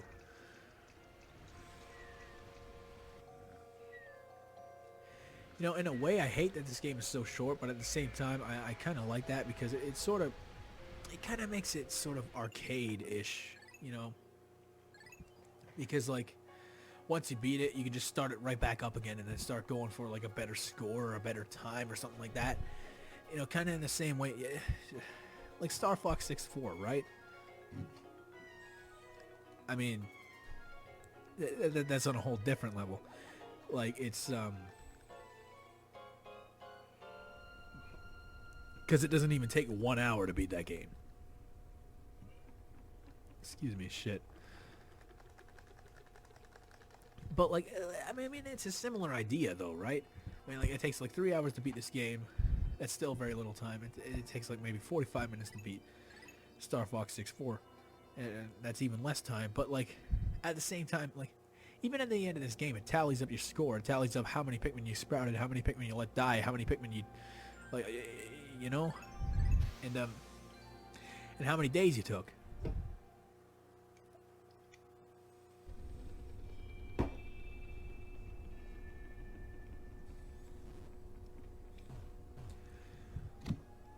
You know, this probably doesn't make any sense, but I have this weird feeling that, I don't know, when I drink, I feel like my mind works faster, and I don't know, maybe it's just, maybe I just talk faster. Maybe I'll listen to this back when I'm totally sober and go, what the fuck am I saying? Why the fuck did I say that? But, like, I feel like I actually work faster, I think faster, I talk faster, and I don't know, I'm legitimately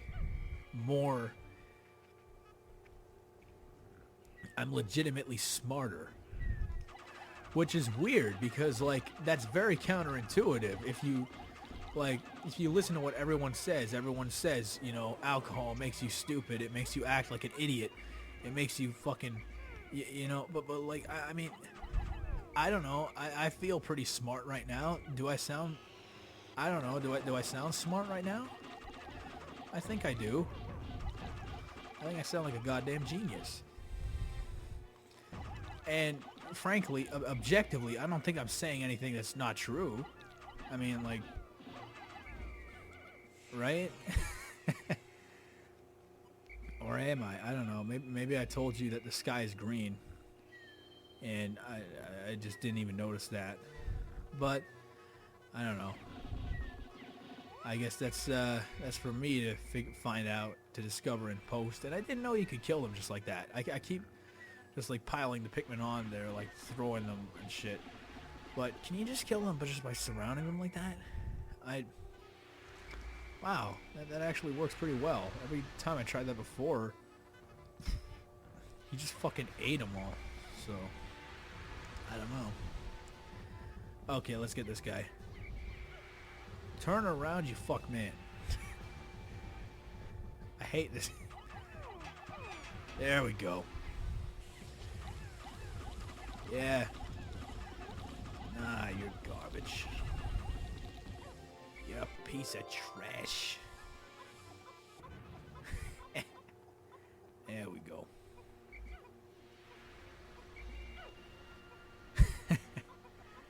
I don't know, like, I really hope I upload this because I've recorded so many videos that I just didn't upload because I was so embarrassed, but I don't know. I'm just having way too much. I'm just having so much fun here. I can't, like, I think it would be a fucking absolute travesty, like a waste if I didn't upload this.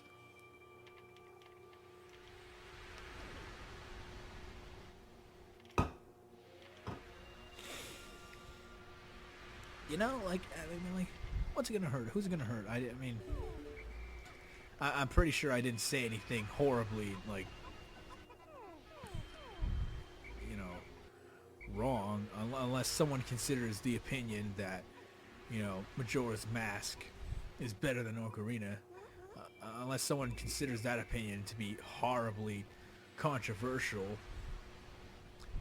then I don't think I said anything terribly wrong. I mean, maybe I didn't make sense 100% of the time. I don't know. I feel like I'm surprisingly.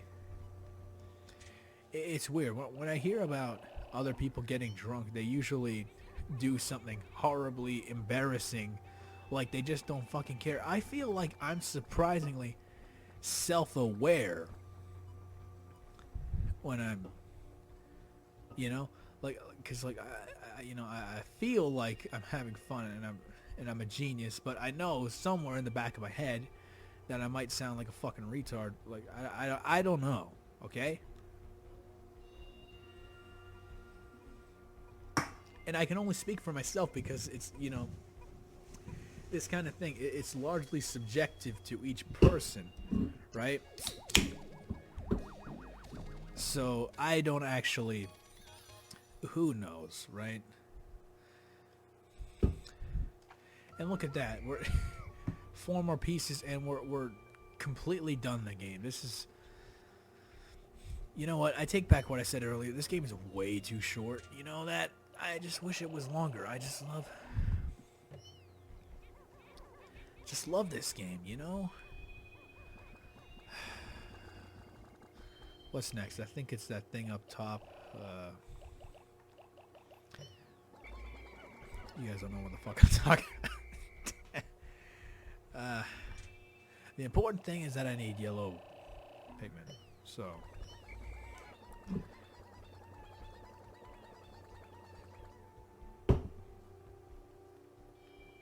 I am considering, for those of you who don't know, for those of you who are relative newcomers, I used to read Troll Pasta on this channel. I used to read Troll Pasta, and I guess I stopped doing it because it kind of went out of style. And creepypasta too, you know, actual legitimate creepypasta. And I'm actually, it actually kind of saddens me that it's gone out of style, kind of. You know, not a lot of people are really talking about it anymore. But, like, I mean, I'm so sorry. I'm burping every 2 seconds. I am fucking disgusting. But what I will say is that, like, I miss it. You know what? I really do. I really miss creepypasta. It reminds me of a simpler time, you know? When you could see some dumb footage of, like, the statue from Majora's Mask and think, holy shit, it's actually possessed. Like, what the fuck? Or, you know, that kind of thing. Of course, nobody really seems to be into it anymore. Even some ordinary gamers moved on to other things. Like, I mean, he's still got a deep web, so that's great. But I don't know. Anyway, where I was going with this is, the guy who wrote Sonic.exe, which is not very good, which I have actually read on this channel a long time ago. He made a remake. Okay? Because the thing is, Sonic.exe was not very good. So, I guess in response to all the backlash, at first, it's funny because at first he was actually really pissed about all the backlash and he was very immature about it. But then eventually he kind of snapped into shape and said, okay, maybe it was a little bit flawed. And for that, I gotta applaud him for that, because not a lot of people on the internet can admit when they fucked up and when they're being immature and when they're being fucking petty. So I gotta applaud him for having the maturity to go, okay, maybe it's not as good as I thought it was. And why won't they get over the fucking ledge? Yo, fuck this game. Anyway, so he wrote a remastered edition, but unfortunately, as mature as this guy may have gotten, like, about this kind of thing, about taking criticism and whatnot, from what I've read so far of the remastered version, it seems kind of, I don't know, it's not necessarily great. I mean, most creepypastas aren't that great anyhow. Like, even the best ones are kind of... You know what? The best creepypasta... You know what the best creepypasta was? It was either Candle Cove or 1999. I'm probably going to go with 1999 on that one, just because it hits literally very close to home, because it takes place in Caledon, Ontario, which I've actually been to quite recently, as a matter of fact.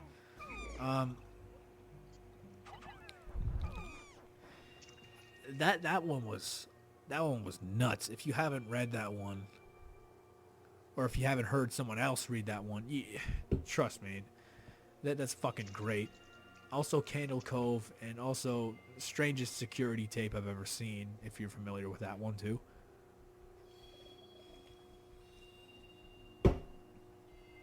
Of course, those are both old, and in general,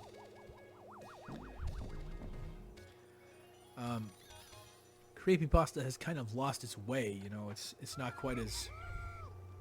This genre as a whole is not quite as reputable as it once was, which is kind of sad, I think, because I fucking loved that shit. I'll be honest. When you know, I don't know, like, I just thought some of it, at least some of it, not all of it, some of it was just lulzy bullshit, but some of it was, like, actually great. Lavender Town Syndrome, Ben Drowned, all that like, 1999, strangest security tape I've ever seen, all that shit. That was great. They just don't really make that anymore. And that's mostly because creepypasta as an art form, I guess, or as a genre or whatever, just doesn't command the same respect as it once did. And I understand why it certainly did become over populated with a bunch of generic horse shit, which like of course it does. Like, it's the internet. You know, a bunch of dumb kids thinking they're being edgy, just overemphasizing shit like blood and gore and whatnot. Like, like, that's not scary. I'm sorry, but like, there were a couple of like really clever ones, and I just wish we could see more of that. But now that creepypasta as a whole is kind of been like,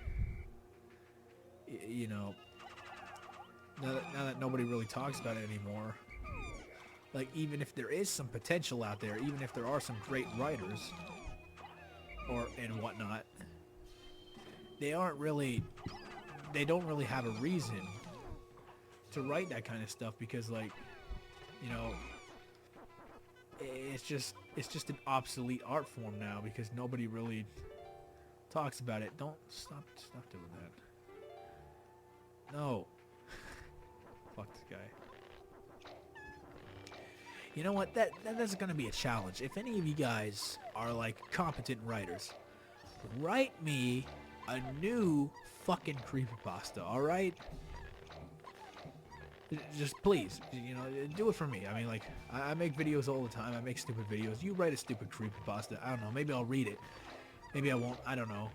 We'll see what happens, right? Because, like, I just really want this to come back. I mean, I don't know. Maybe I'm just another dumb idiot, like, just like overgrown man-child, just like rolling in his own nostalgia and whatever. But like, I mean, I just really, we had something really cool going on there, and I just really want it. I want to experience that again. And if you have the ability to make that happen, if you have the writing ability, goddamn, if you have like, that kind of shit in your, I don't know. If you can make that happen, okay? If you can write those like crazy stories, go ahead. Hell, even fucking tell me about it. Maybe I'll read it on a video and like critique you. I mean, do be aware that I am a bit of an asshole with regards to critiques and whatnot, as is evidenced by my ROM hack reviews and bitching about glitches and graphics and whatnot. I still watch that Banjo-Kazooie 2E Mario ROM hack video and fucking cringe like hell. I'll be honest, like, especially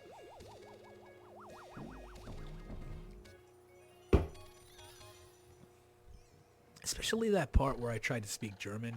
I don't know why that part above all others just bothered me, but like, whenever I see that, I'm just like, why the fuck did I think this was funny? Like, but you know what? That's kind of how you... Is that not kind of how you learn? When you look back at your older self, you look back at your older videos, what you thought was funny before, and then you think, why the fuck did I think this was good? I pressed down once. Why did it go? Fuck. That's how you grow as not only a content creator, but as a person, right?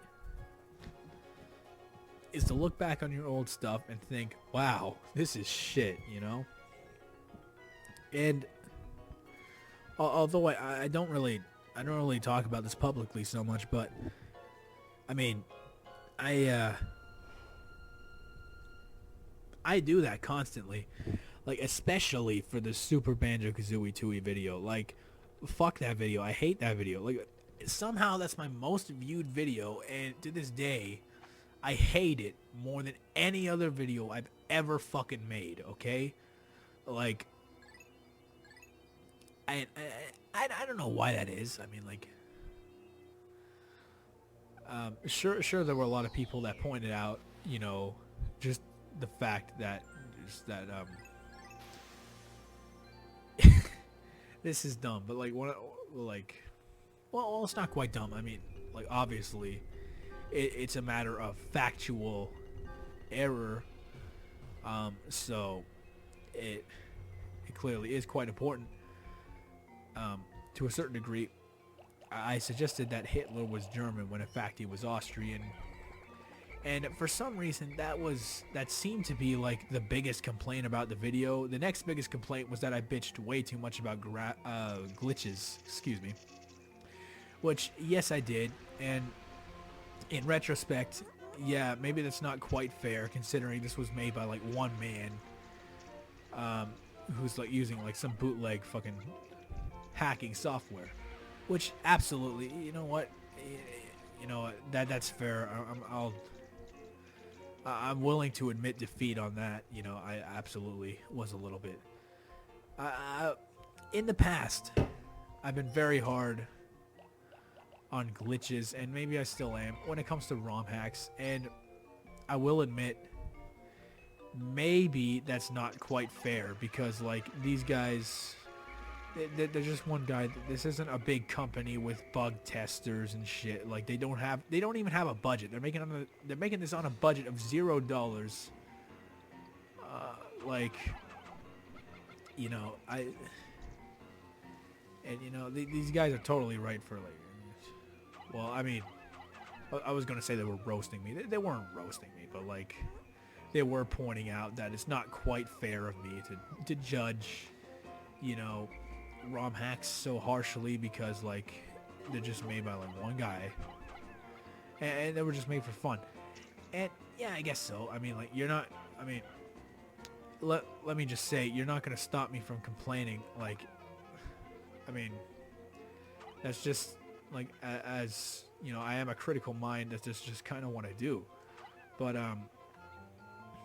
I will admit that maybe I was a little too harsh, you know, on some of those games, on some of those ROM hacks. I remember this one specifically, the one that was like, it was like the first ROM hack ever made that had original levels. And I forget what it was called. I think it was called like the Missing Stars or something. And I guess I did go kind of way too hard on that. I didn't know. I guess had I known that it was like the first one with like original levels or whatever, then I would have been a little bit easier on it. But I didn't know, and this guy called me out on it. I forget what his name was, but I don't know. He went on every one of like a number of my ROM hack videos and said, "Yo, this guy doesn't know how ROM hacks work and all that shit." And I'm just like, okay, I don't know. Like, that's. I don't necessarily. I mean, I did respond to those comments sometimes more snidely than I would have. I guess was necessary in retrospect. But like, I mean, I don't know. Like, if I'm doing wrong, the best thing you can do, as someone who knows better than I do, is educate me. Okay? And for the most part, like, most people are ready to do that. Most people, I will admit, most people in the ROM hack community, you know, they're really sweet people, as far as I can tell. There are a couple of guys who are like a little bit annoying, but it's literally, it's not even remotely close to a big deal, you know. Shit. Hold on a second. I'll be right back. I just fucked up my foot. I was fucking around with my fucking chair and it rolled over my goddamn foot. And it kind of hurt. Yeah, so the moral of this story is don't fuck around with your fucking chair and you won't fuck up your foot, I guess. I don't know. There is no moral here, okay? Everything about this is just completely immoral. Oh. That was awful. I apologize.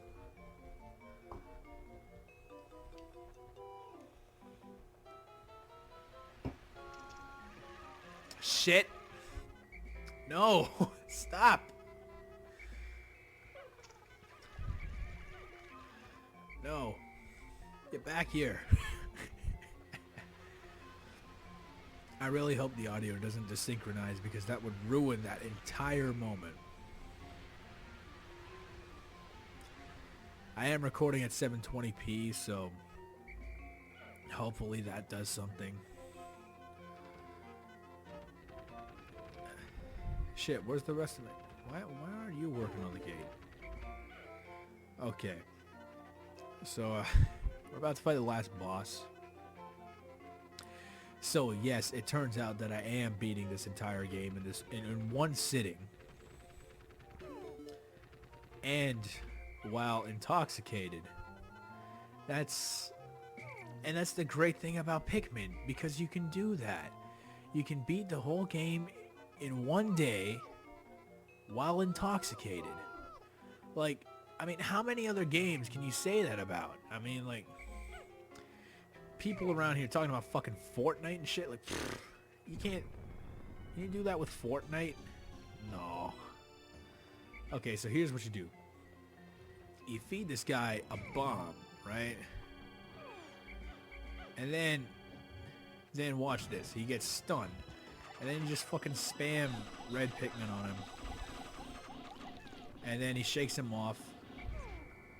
And then you rinse and repeat. And then this is the most fucking bitch-made boss ever. Like, look at this. Look at this. Watch. Wait. No. Turn around.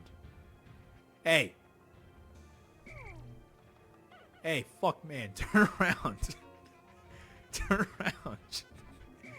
Asshole. Shit. No. Wait. You only need red once. Oh, man. Okay. So, rinse and repeat. And I will admit, this is a very grotesque sacrifice. I mean...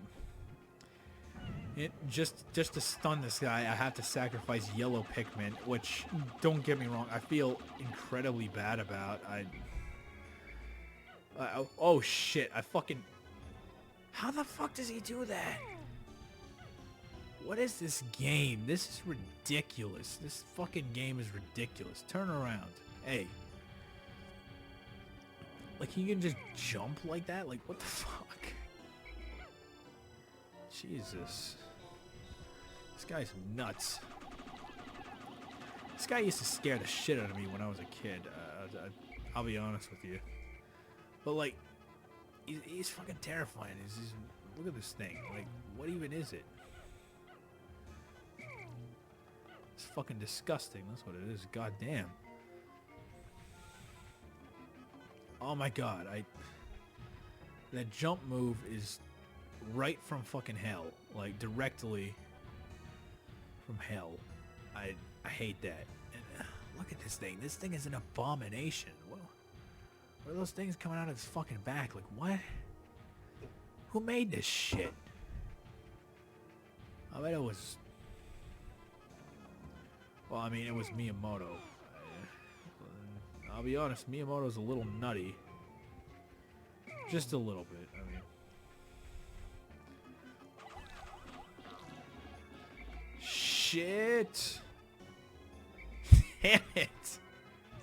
Fuck. This guy's the asshole of the fucking year.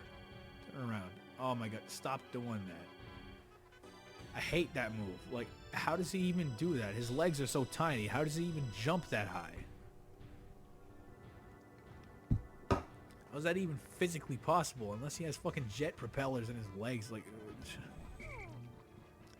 this game makes no sense. I want game theory on this right now. Like, make MatPat do something useful for once in the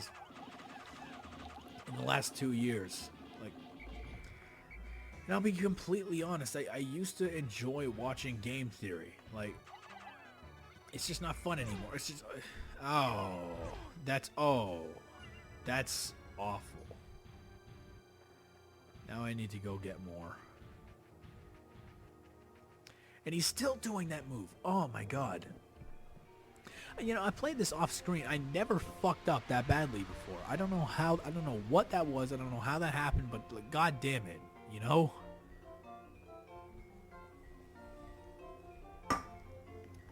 Yo, fuck this game.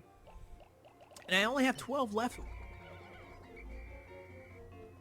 This is goddamn terrible. Oh well. At this point I could probably kill him with bombs alone. But I don't know if my heart could take the sacrifice of a billion more yellow Pikmin. And it's weird, I actually feel bad. I actually feel bad about the Pikmin. I mean, like, these are fictional characters. I don't know why I feel bad about fictional characters. Oh, he's doing the thing again. No. Stop it. You can't. How the fuck does he do that? How does he even do that? Total bullshit. Turn around. Just, no. Wrong. That's wrong. That's wrong. Stop. No. Oh my god. What a complete asshole this guy is. Oh my god. I mean, he is the last boss, so maybe he has the right to be a complete asshole, but like... What is he gonna do it again? Let's see. What does he do? Yep, he does. Holy shit. Okay, well the night's almost through, so... I don't know. Oh, now he does it. Oh. Excellent.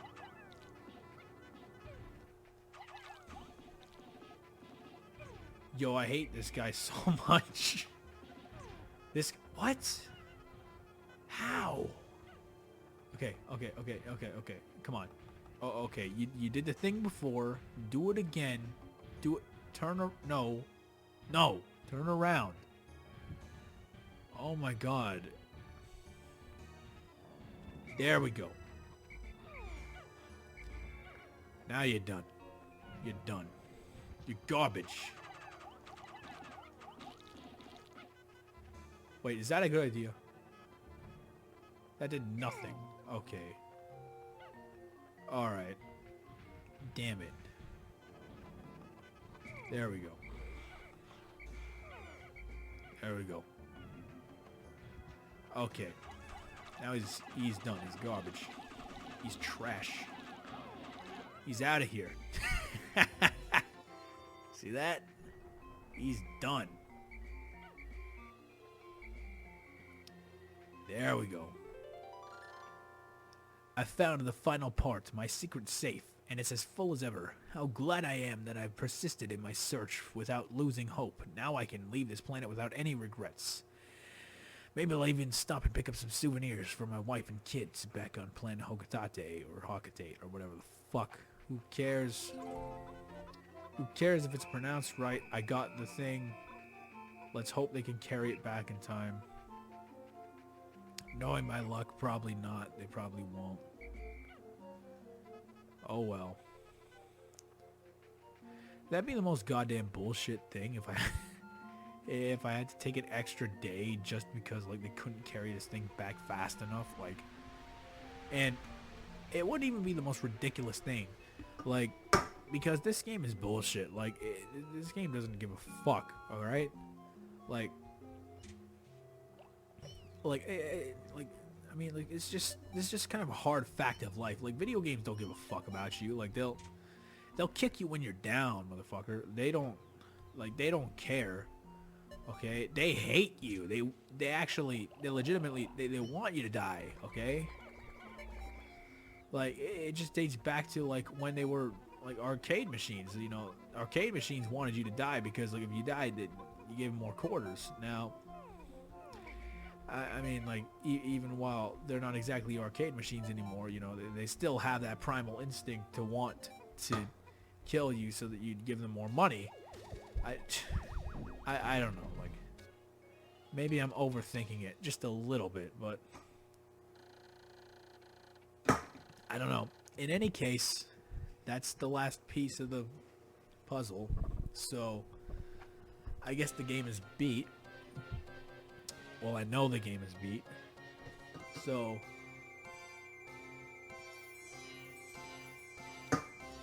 I don't know what you could call this. Like, what do they call this? A long play or something like that? Like, it's like a let's play, but like it's just like in one straight take. You know, I beat the game.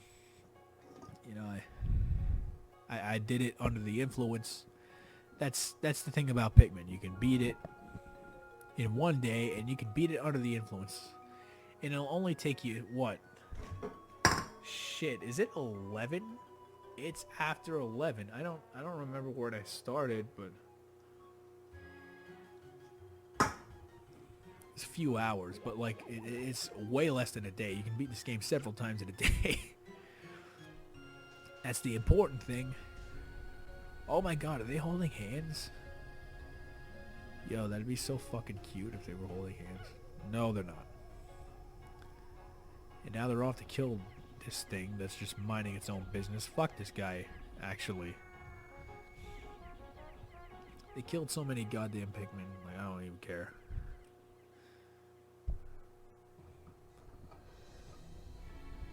Then you get this beautiful ending screen that doesn't really make any sense. I don't know what these pink and black and light blue guys are doing, because none of those things are Pikmin in the actual game. There's only red, blue, and yellow, so I don't know what the fuck that's going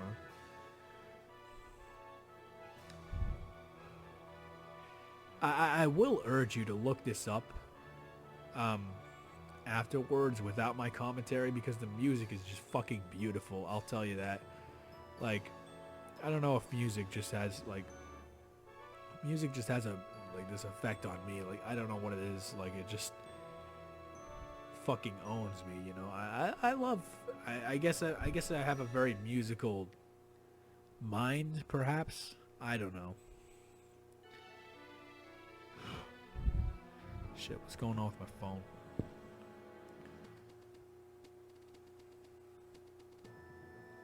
Nothing. It was just a nothing. Alright.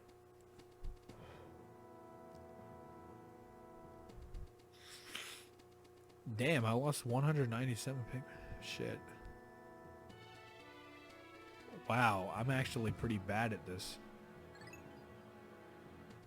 At least compared to the speedrunners, like, holy shit. Like, they can beat the game in like 5 in-game days.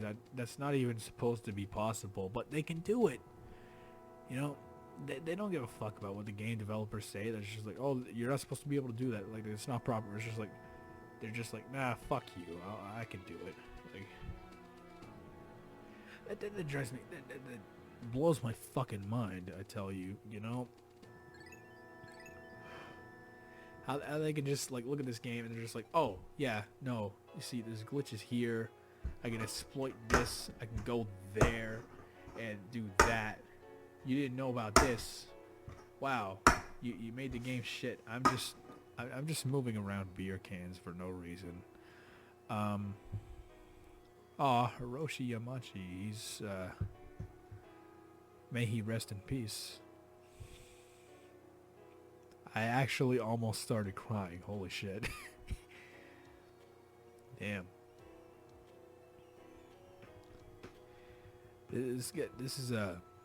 This music's pretty sweet too. I gotta say, this game is pretty great. I wish Pikmin 3 was more like this. Pikmin 3 just had too many things getting in the way. I wish. Kai Miyamoto. Are they related to Shigeru Miyamoto? Or is Miyamoto just such a common surname in Japan? Like, I don't even know, you know? Scott Ritchie. I don't know why I find that funny. Scott Ritchie, like, that's holy shit. Like, that sounds fake. That's gotta be fake. Yoshinori Tanimoto. Toshi. I don't even know who these people, what even, god damn it. I don't even know anything. I'm just completely out of my mind right now.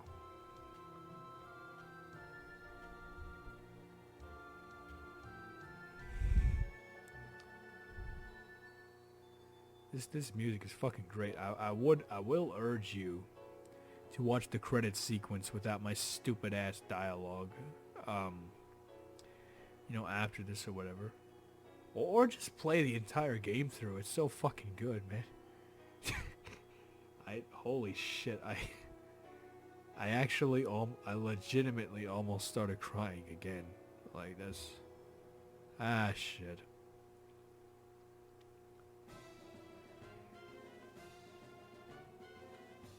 Okay, okay, fuck that. I was actually crying. There were actual tears.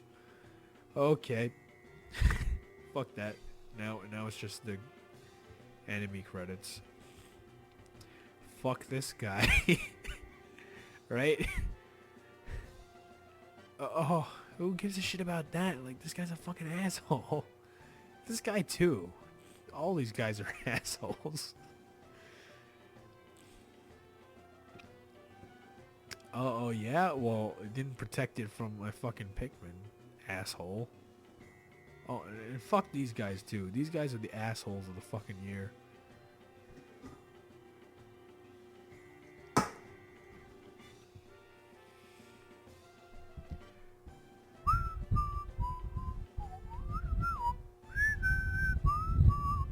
I hate how in like Pikmin 2 these things can only do like 5 Pikmin at like a time. And then they just die. This game they do 50. Imagine if they did 50 in Pikmin 2. Like, I tell you, that like barbell thing, like the purple Pikmin do, like in the last level, it would be way more easier if the fucking flowers did 50. Like just like throw 50 of them in there and then just like spit out 50 purple Pikmin. It's just easiest shit in the world. I guess that's why they removed it, because, you know, Nintendo was not supposed to be easy. It's like those old NES commercials. Like, you cannot defeat us. I dare you to buy our shit, because like you cannot defeat us even if you do. Turns out you can't. Well, maybe you can. I don't know. I've played a lot of NES games, and them shits is hard, man. Also, why is this cutscene pre-rendered? Like, that's just a waste of space on the disc. Like, it's the same graphics as inside of the actual fucking game. Like, why don't you just, like, render it in real time? You'd save so much damn space. Like, it's not like the GameCube can't render this. It's the exact same fuck. I'm turning into that guy from Fan Expo. I can't believe it. I'm the monster now. Oh, fuck that guy. Oh, boy. This forager stores undigested blah, blah, blah. Don't care.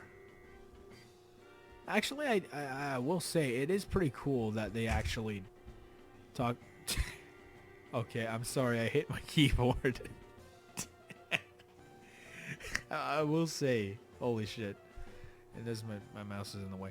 I will say that it's actually pretty cool that they give all these enemies like bios and shit, because like it makes the game a lot more realistic. Like, this guy's, and it really puts it into perspective. You know, Olimar is a scientist. You know, he goes to this ancient, this post-apocalyptic world and sees all this shit, and he's just like, and he just makes observations. You know, as a scientist, and then he goes like, okay, so obviously this is just like, this is like a parasitic whatever.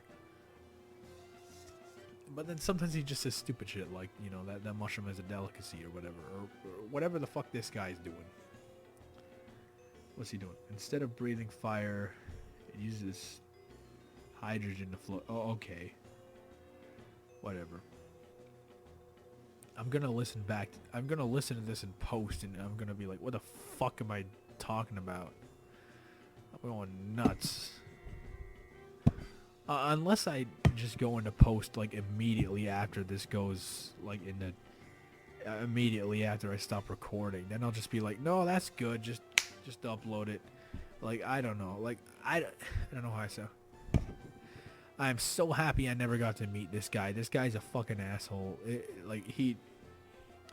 I don't know if you guys noticed that egg in the fourth world, but like he hatches from the egg and then he just like if he even touches your goddamn Pikmin, they're fucking dead. Okay, like it's not even fair. Like it's so broken.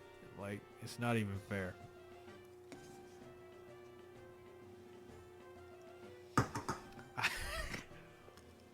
Oh my god.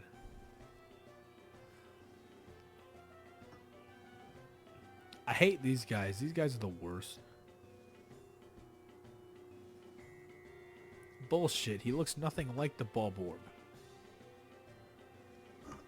I really hope this is synced up, because if it's not, then it's gonna look really stupid.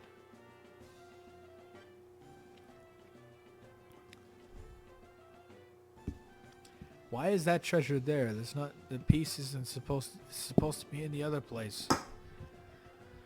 Oh, is this alpha footage? Yo, that'd be sick if they just put like alpha footage in the fucking game. Like, because usually like people who care about that shit, they have to actually like go and search for it. Like, yeah, shit, I don't know.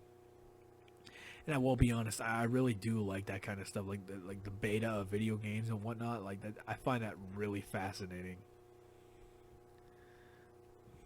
Oh, it's the happy end. Well, look at that. I guess that's what you get when you get all the treasures, the happy end. Alright, well, what now?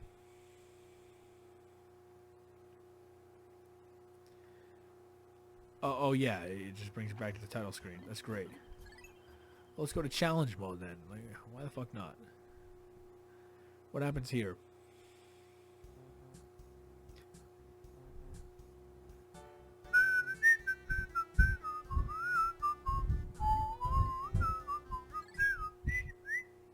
I'm a much better whistler when I'm sober, I'll be honest.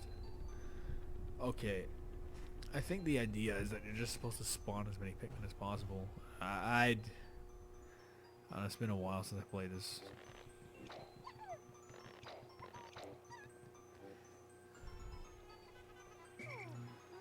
Shit. I don't know. Stop doing that. Just... Okay, you know what? Fuck. You know what?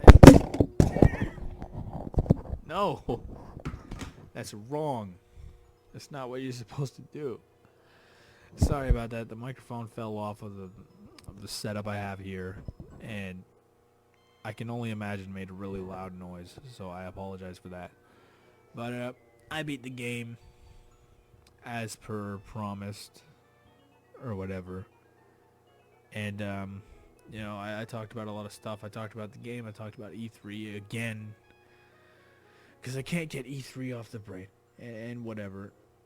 And I talked about a bunch of other shit. So I think it's been a rather successful video. So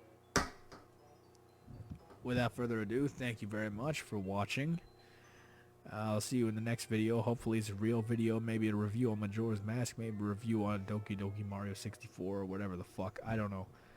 I can't predict the future, but you know what? It'll certainly be a hell of a lot better than this. Alright then. Thank you very much for watching, and I'll see you next time.